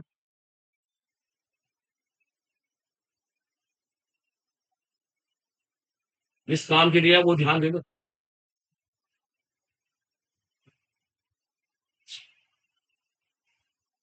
चलिए सब नोट कर लिया उम्मीद है। अगर सोचो पढ़ो इस क्वेश्चन को। अब ये चीज ओपन नहीं कर रखी है, तो लोगों ने लिखा नहीं हुआ, अगर ना लिखा हो तो आप एक्सटेंशन मांग के चलो, ठीक है ना? तो लोगों ने कुछ रिप्रेजेंट इसलिए क्लियर किया नहीं हुआ। अब डजन मैटर, एक्सटेंशन मांग के चलो ना, एरो दिखा रखते हैं ना कुछ तरह का। हमें तो कुछ नहीं, हमें तो कोई फॉर्मूला नहीं सोचना, हमें तो बस, हमें तो पीवी कर्व का मतलब आप जानती है क्या करना है। अब बात नहीं करनी किसी को भी, पूछ लेता है। चलो आई थिंक सबको क्लियर हो गया। मैक्सिमम वर्क चेक कर लो, बताओ क्या करना चाहिए आपके अकॉर्डिंग। आज की जरूरत क्या करेंगे आप? कैसे निकालें मैक्सिमम वर्क? सुनिए मेरे ध्यान से, इसका मतलब क्या बताओ हम जब, क्या करना चाहिए? नहीं, क्या करना चाहिए इस क्वेश्चन के लिए? पीवी कर्व का मैक्सिमम का पता कैसे लगे? मैं जो पूछूं मुझे उसका आंसर आप बताओ, क्या करना चाहिए? हाँ, एरिया चेक करना चाहिए, area under PV diagram. Record था मैंने आपसे कि एरिया चेक कर लो बस। तो कहाँ आ रहा है मैक्सिमम एरिया? अगर आप इस फिगर में देखो, इसके नीचे देख लो एरिया, इसके नीचे का सारा एरिया बैठना, इसमें तो कोई एरिया ही नहीं। और इस केस में ये एरिया बैठेगा, देखो आपके सामने, और इस केस में ये एरिया बैठेगा। इसको बंद कर दिया गया ना, ये एरिया आ गया। तो शॉर्ट ऑन मैक्सिमम एरिया यही, मैक्सिमम एरिया नेचुरल सी बात यही है, ये इसका आंसर मिलेगा। Is it clear? इतना ऑर्डर सा फंडा। ऐसे क्वेश्चन फिजिक्स में हर साल मिलता है, आई थिंक इस बार भी आया। ऐसे ही क्वेश्चन फिजिक्स में आया था इस बार भी। देखो और देखते हैं कोई अच्छी प्रॉब्लम हो ना। चलो एक क्वेश्चन और ट्राई करते हैं, it's again very very important. Okay note करिए इसको, ये हो गया आई थिंक सो।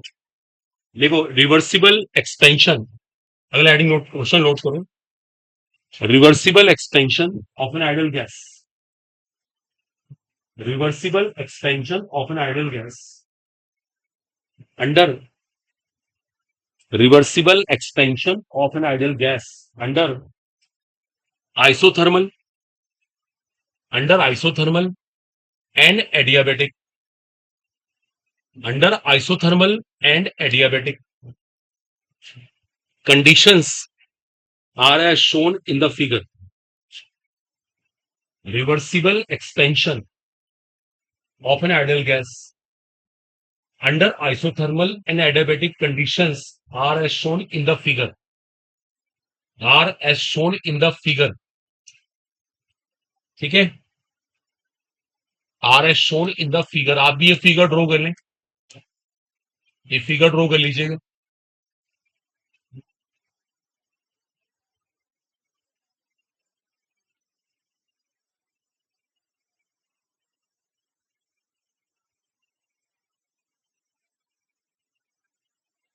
ठीक है, PA VA TA pressure volume temperature है, ऐसे ही वहां पे पीबी वीबी टीबी और पीसी वीसी टीसी, ये सब बी पॉइंट के प्रेशर वॉल्यूम टेम्परेचर है, सी पॉइंट के भी है. और ये भी लिखा हुआ है जो ए बी है ना वो आइसोथर्मल है, आइसोथर्मल एक्सपेंशन है. और जो हमारा एसी है वो एडियाबेटिक एक्सपेंशन है. ठीक है, ये सब लिखने की जरूरत है, अंडरस्टूड है. तो अब देखो हमारा क्वेश्चन क्या है. आपको बोलेंगे इज नॉट करेक्ट हियर, इसमें नॉट करेक्ट पता लगाना है, विच इज नॉट करेक्ट. अब चार ऑप्शंस हैं, तो आप पता लगाना है इनमें से कौन सा सही नहीं है. Delta S isothermal. अब देखो डेल्टा एस की भी स्टडी हमने की नहीं, इसको एंट्रोपी कहते हैं, ये भी बाद में आएगा, कोई बात नहीं, बाकी पार्ट तो चेक कर लेंगे ना. TA mod is equal to TB, work of isothermal is more than work of adiabatic, और लास्ट ऑप्शन है TC is more than TA. Okay, ये हमारे पास कुछ केसेस हैं, इनमें से कौन इनकरेक्ट है ये पता लगाना. देखो एंट्रोपी को बहुत ज्यादा हमें आती नहीं, क्योंकि हमने आपको सिखाई नहीं, तो करना चाहता है कर ले अपनी नॉलेज से, लेकिन बाकी पार्ट तो पता लगा सकता है ना, वो बाकी पार्ट से भी क्वेश्चन को सॉल्व कर सकता है. चलिए, बात नहीं करनी किसी को, चुपचाप अपने टेम्परामेंट से करें. देखते हैं कितने क्रिएटिव है. आपको बोलेगा बिल्कुल ही आवाज किसी की नहीं आनी चाहिए, जो करना है अपने आप करिए बिल्कुल.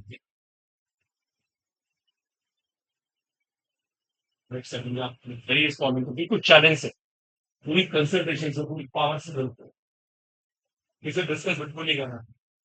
नहीं आया तो अगले काम से लड़ना.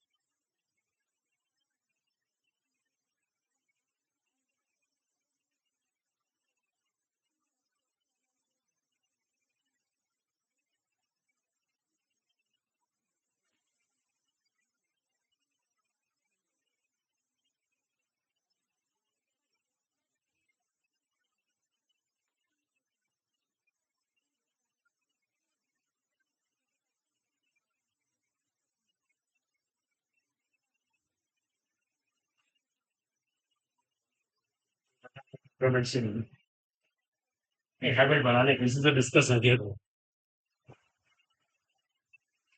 लेकिन ऐसे मान लीजिए पहला केस तो आपको नहीं पता, डजंट मैटर, इसको छोड़ देते हैं। कम से कम ये तो पता लगा सकते हैं T is going to TB और नॉट। देखो अब सुन लो पहले, वो कहना चाहते हैं, देखो वो कहना चाहते हैं इस कर्व के अकॉर्डिंग ये दोनों टेम्परेचर बराबर है। ये दोनों टेम्परेचर बराबर है, टी इज टू टीबी। अब जिससे पूछूं बताएं, हमारे बॉयज में से को ट्राई कर बताना चाहता है। आप बताना चाहते हैं, बताइए। ये कोशिश करिए, ये क्या मैं मुझे बताना नहीं है, मुझे नहीं आता। तो क्यों नहीं आता, फिर ट्राई तो करके देखो। कोशिश इसी का नाम तो होता है। पीछे बैठे हमारे बॉयज तीनों, तीनों मेरे को बताना चाहता, कुछ भी कहना चाहता हो बोले। इसका मतलब क्लास में क्या पढ़ा रहे हैं आपको समझ नहीं आ रहा, हो क्या रहा है? आप बताना चाहते हैं बता दीजिए, पीछे बैठिए। कुछ कहना है इसके बारे में, टीएस टू टीबी को कह रहा है दोनों बराबर है।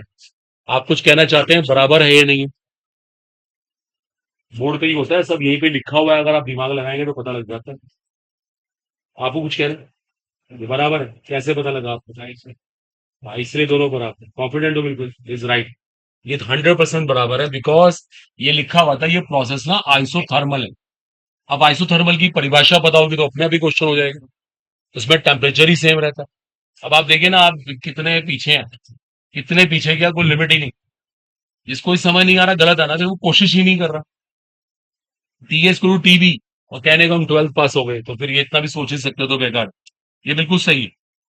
अगले पॉइंट पे आते हैं, कोई बात नहीं करेगा। देखो वो कह रहे हैं आइसोथर्मल का वर्क एडियाबेटिक से ज्यादा है।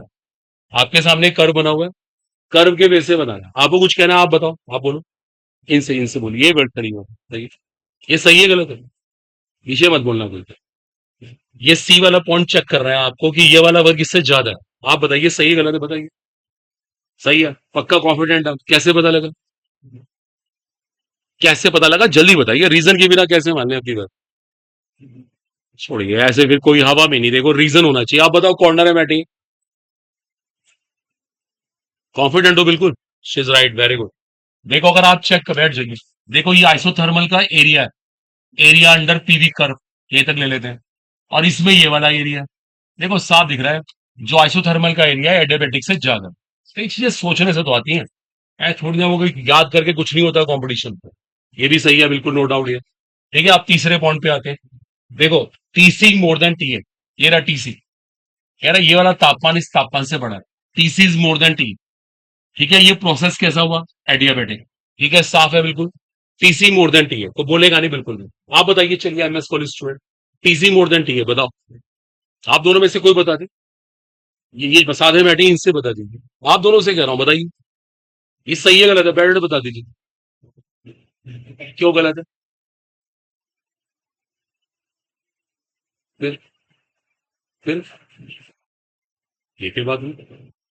इंटरनल एनर्जी चेंज होगी तो टेम्परेचर चेंज हो जाएगा, ये बात सच है। तो टेम्परेचर बढ़ा कैसे हो गया, इस बारे में कैसे कह सकती हैं?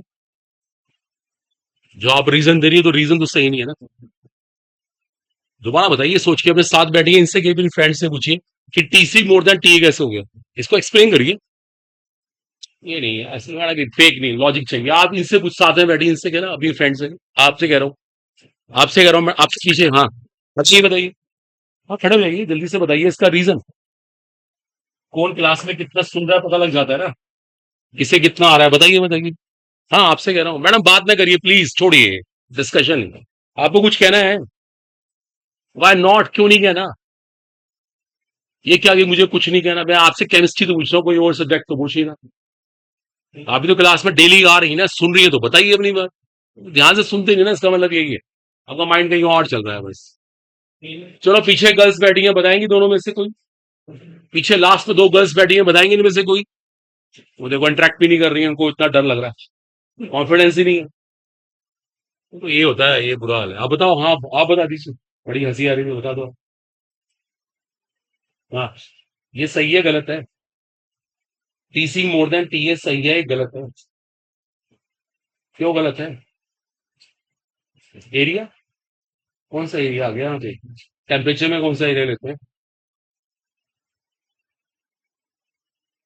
देखो ये स्टेटमेंट रॉन्ग है, इसके पीछे रीजन है। गैस वर्क कर रही है, अपनी इंटरनल एनर्जी की कॉस्ट पे वर्क कर रही है, उसका टेम्परेचर घटना चाहिए, बढ़ना नहीं चाहिए। ये टीसी को टीए से बड़ा नहीं होना था, छोटा होना था। जब गैस ने कार्य किया, अपनी इंटरनल एनर्जी घटा ली, अपना टेम्परेचर भी तो घटाना चाहिए। ये स्टेटमेंट रॉन्ग है। ये इसका आंसर है, फैक्ट इज रॉन्ग। एक और बात आपको ये सिखाते हैं, delta S isothermal, delta S adiabatic. अभी आपको सीखना है, रिवर्सिबल एडियाबेटिक का डेल्टा एस जीरो होता है, ये सीखना है। और आइसोथर्मल का क्या होता है, एनसीवी लॉग T2/T1, ये होता है। अब ये वैल्यू जीरो हो चुकी है, ये जीरो हो चुकी है, इसको आप निकाल सकते हैं T2 मोर देन T1 इसके बेसिस पे। ओके, वो फिर हमें ना टेम्परेचर भी देखना पड़ेगा, तो पता लग जाएगा। ये वैल्यू प्लस में आ जाएगी, इससे बड़ी आएगी, तो ये तो भी खैर इतना परेशान नहीं होना। खैर आपका आंसर आ चुका है, आपका आंसर ये है। बच्चे ऐसे क्वेश्चन है ना, फाइट करनी चाहिए, इनसे डरना नहीं होता। आप घबरा के बैठेंगे तो कैसे कंपटीशन निकल रहा है। ये जो लड़ाई है ना, ये सिर्फ पढ़ाई की नहीं, दिमाग की भी लड़ाई है। मैनेजमेंट, आपका माइंड कितना स्ट्रांग है, आप कितनी चीजों से घबरा जाते हैं। घबराना कैसा, नहीं आया तो नहीं आएगा, कोशिश तो करके देखे। तो कई लोग तो मना ही करते हैं, हम तो बोलेंगे नहीं कुछ, ठीक है बात नहीं। ये कोई क्लास हो रही, क्या हो रहा है, अभी बैठे क्यों यहाँ पे, घर जाइए इससे बड़े। जब किसी को बोलना ही नहीं है, जिससे कुछ केमिस्ट्री नहीं बोलनी, तो घर बैठे ना, यहाँ बैठ के टाइम क्यों वेस्ट कर। अननेसेसरी लग रहा है, इतने लोग बैठे हैं, कम बच्चों के पढ़ने वाले ढंग से पढ़ लेंगे। तो अपने को बदलिए, ये ट्रिक नहीं चाहिए, पैटर्न चलेगा ही नहीं। ये कोई केमिस्ट्री क्लास नहीं, एवरीवेयर है, हर सब्जेक्ट के साथ है। आप कुछ भी करिए, कम से कम आपको बोलना तो कम से कम आए, कॉन्फिडेंस तो हो कम से कम अपनी बात कहने में। ऐसे क्वेश्चन बहुत मिलते हैं, आप ढूंढना, आपकी रिस्पॉन्सिबिलिटी है लेके आना इससे प्रॉब्लम्स को। आगे पढ़ते थे, कोई आर्टिकल और फिनिश कर लेते हैं। लिखिए अगला हेडिंग है, इज कॉल्ड, इसको बोलते हैं एंथैल्पी। एक आर्टिकल और डिस्कस कर लेते हैं, that is termed as enthalpy. अब एंथैल्पी क्या होती है, स्टडी करते हैं, इसको रिप्रेजेंट एच से करते हैं हम लोग, एंथैल्पी। मुझे पता है बहुत सारे बच्चों को कुछ भी क्लियर नहीं होता, लेकिन क्या है वो, उनकी पर्सनैलिटी में ड्रॉबैक है, वो एक्टिव भी नहीं है ना, सुनते हैं। एंथैल्पी नो आर्टिकल नहीं। देखो एंथैल्पी भी एक एनर्जी होती है, एक ऊर्जा का ही नाम होता है, लेकिन कौन सी ऊर्जा का ध्यान देना। देखो अब सब टेंशन पे करें। देखो आपको एंथैल्पी रियलाइज करवाते हैं, एंथैल्पी क्या चीज होती है। सपोज करो ये मेरे पास एक सिस्टम है, एक सिस्टम, डजंट मैटर, मैंने इसमें एक लिक्विड ले रखा है, ऐसे लिक्विड एक द्रव है इसके अंदर। इसने एक सवाल आपसे ऐसे ही पूछा, ऐसा क्यों नहीं होता कि ये लिक्विड एकदम से यहां से उड़ के बाहर निकल जाए। ऐसे किसी ने पूछ लिया कि ऐसा क्यों नहीं हो रहा कि लिक्विड सारा उड़ के यहां से बाहर फैल जाए ऐसे में। इसके पीछे एक बड़ा सिंपल सा रीजन है, इसके ऊपर से क्या काम कर रहा है, एक प्रेशर काम, एक दाब काम कर रहा है, जिसने इसको रोका होगा। फैक्ट तो ये है, मानो हम अपनी बात ही करें, हमारी बॉडी में ब्लड है, ब्लड सबको पता है, ब्लड का अपना एक प्रेशर है। तो ऐसा क्यों नहीं होता कि ब्लड प्रेशर लगे और ब्लड हमारे बॉडी में से अपना बाहर आए, हमारे मुंह में से, हमारे नाक में से, हमारे कान में से खून बाहर आना शुरू हो। ऐसा कभी नहीं होता। तो इसका भी आंसर यही है, क्योंकि हमारे ऊपर भी क्या लग रहा है, एक प्रेशर, एक दाब कार्य कर रहा है। इसको एटमोस्फेरिक प्रेशर कह दो, कुछ भी है, कॉमन सी बात है। दोनों क्वेश्चन का एक ही आंसर है, ब्लड क्यों नहीं बाहर आया, या फिर ये लिक्विड यहां से उड़ के क्यों नहीं बाहर गया। अब किसी ने एक सवाल पूछा, ये बताओ सिस्टम के पास कौन कौन सी एनर्जी है। देखो इसमें दो एनर्जी है, एक तो वो पिछली बार का लेक्चर, इंटरनल एनर्जी, आंतरिक ऊर्जा। एक ऐसी एनर्जी है जो हमें दिख नहीं रही है, लेकिन इस सिस्टम को लगातार खर्च करनी पड़ रही है अगेंस्ट एटमॉस्फेरिक प्रेशर। इस सिस्टम को लगातार खर्च करनी पड़ रही है बाह्य दाब के विपरीत। देखो समझना, दो एनर्जी है इसके पास, एक तो इसमें आंतरिक ऊर्जा है ही, ये तो पिछली बार का लेक्चर था, हर तरह की एनर्जी का सम। एक ऐसी एनर्जी जो दिखती नहीं है, उसकी वैल्यू पीवी होती है, पीवी, प्रेशर इनटू वॉल्यूम। ये इसको लगातार खर्च करनी पड़ रही है अगेंस्ट एटमॉस्फेरिक प्रेशर। ये एटमॉस्फेरिक प्रेशर है, ये वायुमंडलीय दाब है, ये उसके अगेंस्ट काम कर रहा है। आ रही है बस सबको समझ। जैसे छोटा एक सवाल, देखो देखो आप अपनी बात करते हैं, हम खुद की बात करते हैं, अपनी बॉडी की बात करते हैं, हम भी तो सिस्टम में आते हैं। किसी ने पूछा हमारे पास कौन कौन सी एनर्जी, एक तो हम सबके पास कुछ ना कुछ इंटरनल एनर्जी है, आंतरिक ऊर्जा। एक ऐसी एनर्जी है जो हम लगातार खर्च कर रहे हैं, किसके अगेंस्ट, एटमॉस्फेरिक प्रेशर। आपने कभी देखा खाली बैठ के भी ना भूख लगती है, खाली बैठो तभी भूख लग रही। उसके पीछे रीजन है, क्योंकि हमारी बॉडी के ऊपर लगातार प्रेशर काम कर रहा होता है। देखो आप सब मेडिकल साइंस के स्टूडेंट हैं तो आपको पता होना चाहिए, हमारी बॉडी को ना कांस्टेंट एनर्जी चाहिए, लगातार ऊर्जा की जरूरत पड़ती है। थोड़ा थोड़ा खाते रहना चाहिए। उसके ऊपर रीजन है, उसके पीछे कॉज है, क्योंकि हमारी बॉडी के ऊपर क्या काम कर रहा है, एटमोस्फेरिक प्रेशर। सोच के देखो, लगातार वायुमंडलीय दाब काम कर रहा होता है। इसलिए हमारे पास दो एनर्जी होती है, एक तो इंटरनल एनर्जी है, एक जो हम लगातार खर्च कर रहे हैं, पीवी। जो इनका सम होता है ना, योग होता है, उसे हम कहते हैं एंथैल्पी। देखो ये होती है एंथैल्पी। आज तक आपने ई पढ़ रखा था, ई के अंदर पीवी जोड़ दो आप, प्रेशर और वॉल्यूम का प्रोडक्ट ऐड कर दो, रिजल्ट इज व्हाट एंथैल्पी। तो इसे एंथैल्पी कहते हैं। तो एंथैल्पी पता है एक्चुअल में क्या है? Energy of a system. एक सिस्टम की एनर्जी का नाम है eight constant temperature and pressure. स्थिर ताप व स्थिर दाब पर, eight constant temperature and pressure, इसे एंथैल्पी कहते हैं। तो अब इसी को लेकर लेक्चर करना है हम लोगों को, आगे की सारी केमिस्ट्री यही रहेगी। कर लो भाई, कॉपी करना चाहते हैं कर ले, एज यू लाइक।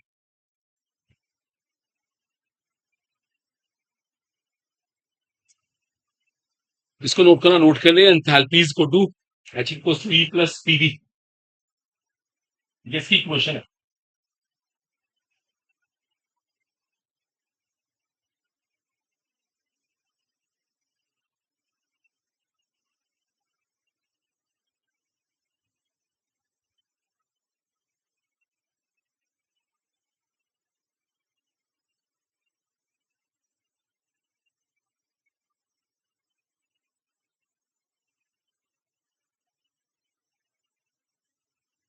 बात छोड़ेगी तो गैस होंगे, गैस के बिल्कुल फ्री। गैस के बिल्कुल फ्री, गैस के बिल्कुल डिवाइड भी नहीं होंगे, दोनों लेके चलिए।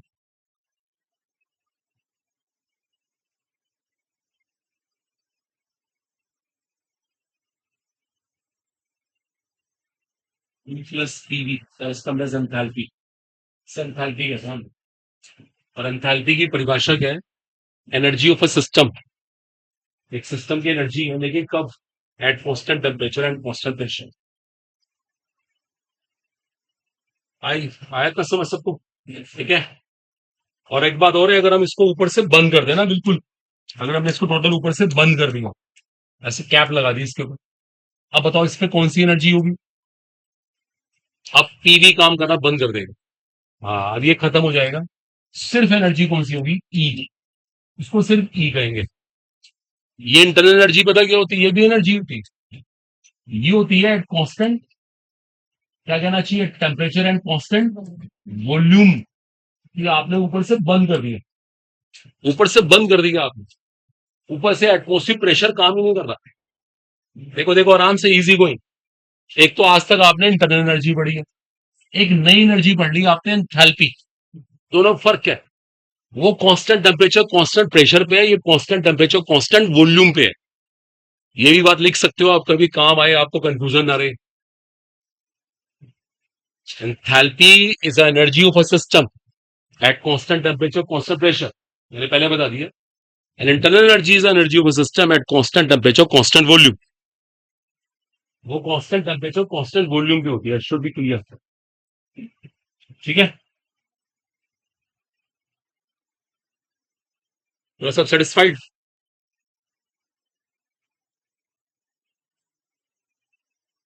बात नहीं करनी किसी को, देखो नोट करो चुपचाप और देख लो अपना हल। जब क्वेश्चन पूछते हैं आपकी आवाज ही निकलती, और वैसे तो आप बातें कर रहे हैं, इतना मर्जी बात करो। देखो एक और बात, मैं ना एंथैल्पी को ऐसे भी लिख सकता हूँ। देखो मैथ से कोडिंग में ऐसे भी लिख सकता हूँ, ये इन तीनों का फंक्शन है, मोल्स टेम्परेचर प्रेशर। लिखना भी किसी को नहीं होगा। एक बात और, अगर एन की वैल्यू 1 है तो सीधी सी बात है, एंथैल्पी किसका function? Just temperature and pressure, इन दोनों का फंक्शन बन जाएगी। और अगर हम बात करें at constant constant sorry just अगर हम बात करें आइडियल गैस के लिए, आइडियल गैस, आदर्श गैस, बताओ क्या होगा आदर्श गैस के लिए? आदर्श गैस को फर्क ही नहीं पड़ता बाहर से प्रेशर कितना लग रहा है, क्योंकि इसके मॉलिक्यूल्स में अट्रैक्शन रिपल्शन तो होता ही नहीं। सिर्फ क्या है, enthalpy is a function of temperature only. Great result है, ग्रेट रिजल्ट। मोस्ट इंपॉर्टेंट, देखो महसूस करो, एंथैल्पी तीनों का फंक्शन है, एक मोल गैस के लिए इन दोनों का फंक्शन है और आइडल गैस के लिए इसका, नोट कर लो इसको, अल्टीमेट रिजल्ट है ये। क्योंकि आदर्श गैस के वो फर्क ही नहीं पड़ता उसके मोलिक्यूल्स पास है दूर है कितना प्रेशर लग रहा है, वो तो वैसे ही फ्री है। ये एक इंपॉर्टेंट रिजल्ट है। ठीक है स्टूडेंट्स, अगर डाउट से जाना देखो, अच्छा फिजिक्स की बुक से लेके आना, सर एक एक क्वेश्चन भी लेकर आएंगे ना, इतनी सारी प्रॉब्लम इकट्ठी हो जाएंगी और देखना सबका सबका इंप्रूवमेंट होगा। बस आप एक क्वेश्चन लाने की रिस्पॉन्सिबिलिटी रखो कि मुझे एक डाउट लेके जाना, अब मैं डाउट के बारे में पहले पूछूंगा और डाउट आया क्यों। ऐसा नहीं कि आपने बस एक क्वेश्चन बुक में से निकाला और लेके चल दी, उसका रीजन तक पता हो कि मुझे क्या प्रॉब्लम आई, मैं क्या समझ नहीं पाया।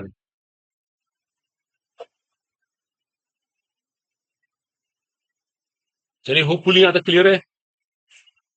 अब मान लो हम आइसोथर्मल प्रोसेस के लिए काम कर रहे हैं, बताओ प्रोसेस मान लो आइसोथर्मल है, बताओ डेल्टा एच की वैल्यू क्या होगी। देखो देखो यहां से देखो, किसका फंक्शन है, टेम्परेचर, टेम्परेचर कैसा रखा हुआ आपने, सेम, एंथैल्पी भी क्या होगी, सेम, डिफरेंस क्या हो गया, zero.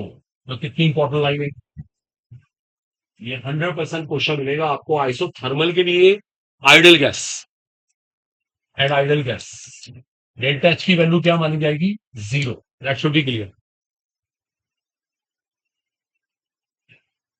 Is it clear now. ठीक है, यहां तक की सारी बातें होपफुली आ गई सबको समझ।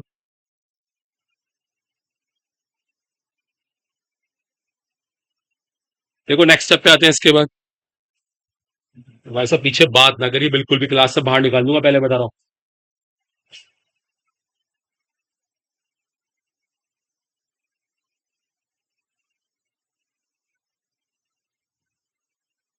सब पढ़े और जाए यहां से, फालतू बुलवाए ना हमारे से।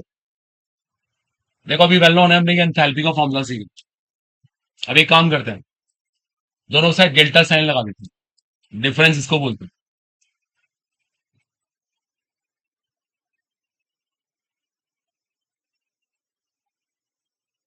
देखो ये हमारे पास एक्सप्रेशन बन गई, भी नोट नहीं करना बिल्कुल भी। डेल्टा पी का मतलब वेल नोन होता है, P2V2 माइनस P1 यू। देखो मैंने आपको एक न्यूमेरिकल्स के लिए फॉर्मूला बता दिया, इस समय एंथैल्पी निकालते हैं, बुक्स पे क्वेश्चन मिलेंगे इसके ऊपर। Delta H equals to delta E plus P2V2 minus P1 इसको हम ब्रैकेट में दिखा लेते हैं, वेल नोन।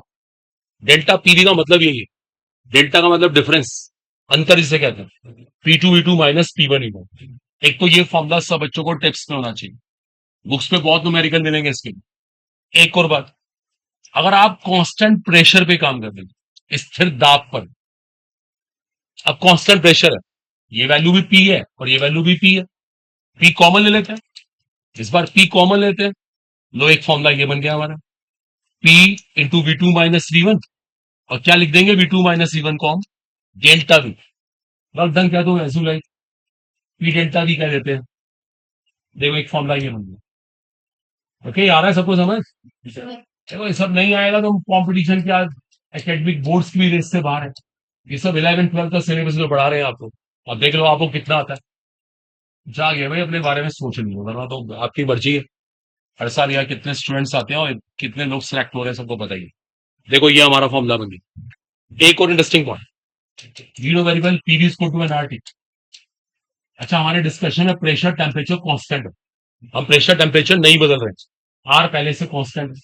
तो ये वॉल्यूम चेंज किसकी वजह से हुआ, मोल्स की वजह से, मोल्स की वजह से। तो मैं ना पी डेल्टा वी को क्या लिख सकता हूं, डेल्टा एनआरटी। देखो समझो आप, प्रेशर टेम्परेचर बदलना नहीं, ये डिस्कशन में पहले से ओपन है।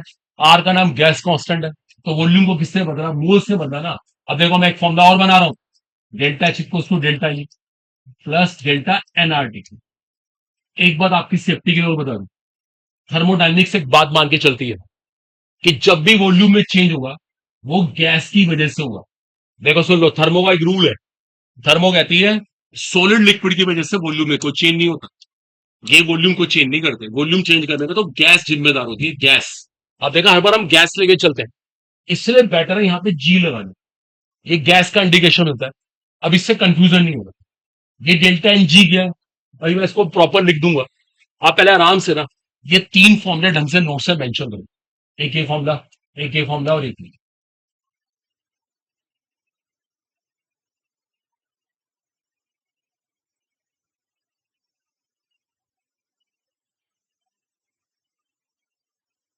मेहनत तो बॉयज, हमारे बॉयज का बहुत बुरा हाल है। चलो गर्ल से थोड़ा बहुत फिर भी रिप्लाई आता है। बॉयज तो पता नहीं कौन सी दुनिया में।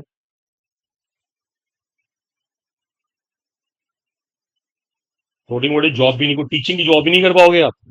कोई स्कूल में भी जॉब मिल गई ना आपको, फिर चलो एक स्कूल में बच्चों को पढ़ा ही लो। मानिए हमारे मास्टर जी ने।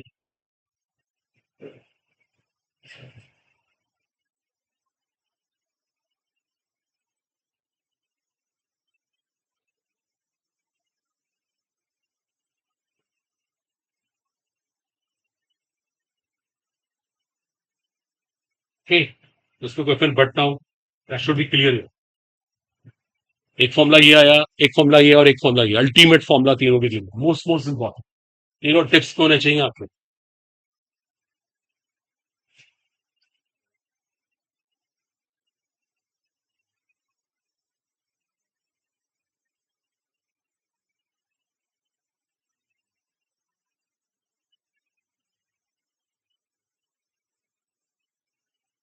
आई थिंक क्लियर। अब देखो मैं डेल्टा डेल्टा एनजी को ओपन कर दूं। डेल्टा एनजी क्या चीज है? Delta NG is what?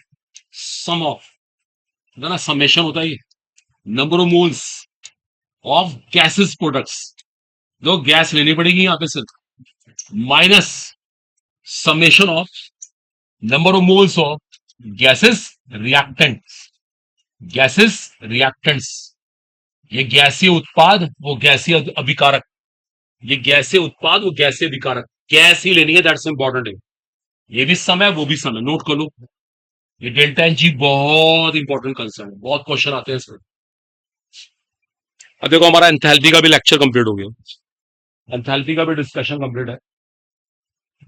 ये तक देखो हम कर पाएंगे आज ना। हमारा टिल फर्स्ट लॉ पूरा हो गया, फर्स्ट लॉ थर्मोडायनेमिक्स। देखो अपना होमवर्क नोट कर लो अब। इस बुक में से आपको होमवर्क दे देते हैं। देखो इस बुक में ना ये सब पी वाई क्यूज है। देखो इस पे हमारे क्वेश्चन वन से लेके ना, वन से लेके 20, एक से लेके 20 तक के सारे क्वेश्चन कवर हो गए। ये 20 आपको कम से कम करने चाहिए। कोशिश करिए, कैसे भी करिए, चाहे सारे गलत हो जाए, एफर्ट जरूर होने चाहिए। आपकी कोशिश में कमी ना हो। ठीक है, ये आपके होमवर्क में या 1 to 20। देखो और देखते हैं क्या क्या हो सकता है। एटलीस्ट ये कर लो। एटलीस्ट ये आए, बाकी तो बहुत चीजें बताने के लिए आए नहीं। बाकी थ्योरी कल देखेंगे। आजकल इतना ही कर रहे हैं बस। कोई क्वेश्चन हो, किसी के पास कोई डाउट हो, कोई प्रॉब्लम हो, थर्मो बेस्ड केमिकल बॉन्डिंग हमने किया, उसमें से कोई डाउट हो, तो बस फिर देखते हैं नेक्स्ट क्लास में। आजकल इतना ही कर पाएंगे। है क्वेश्चन किसी के पास कोई? तो कॉलम किसी को पूछे तो पूछ लेंगे।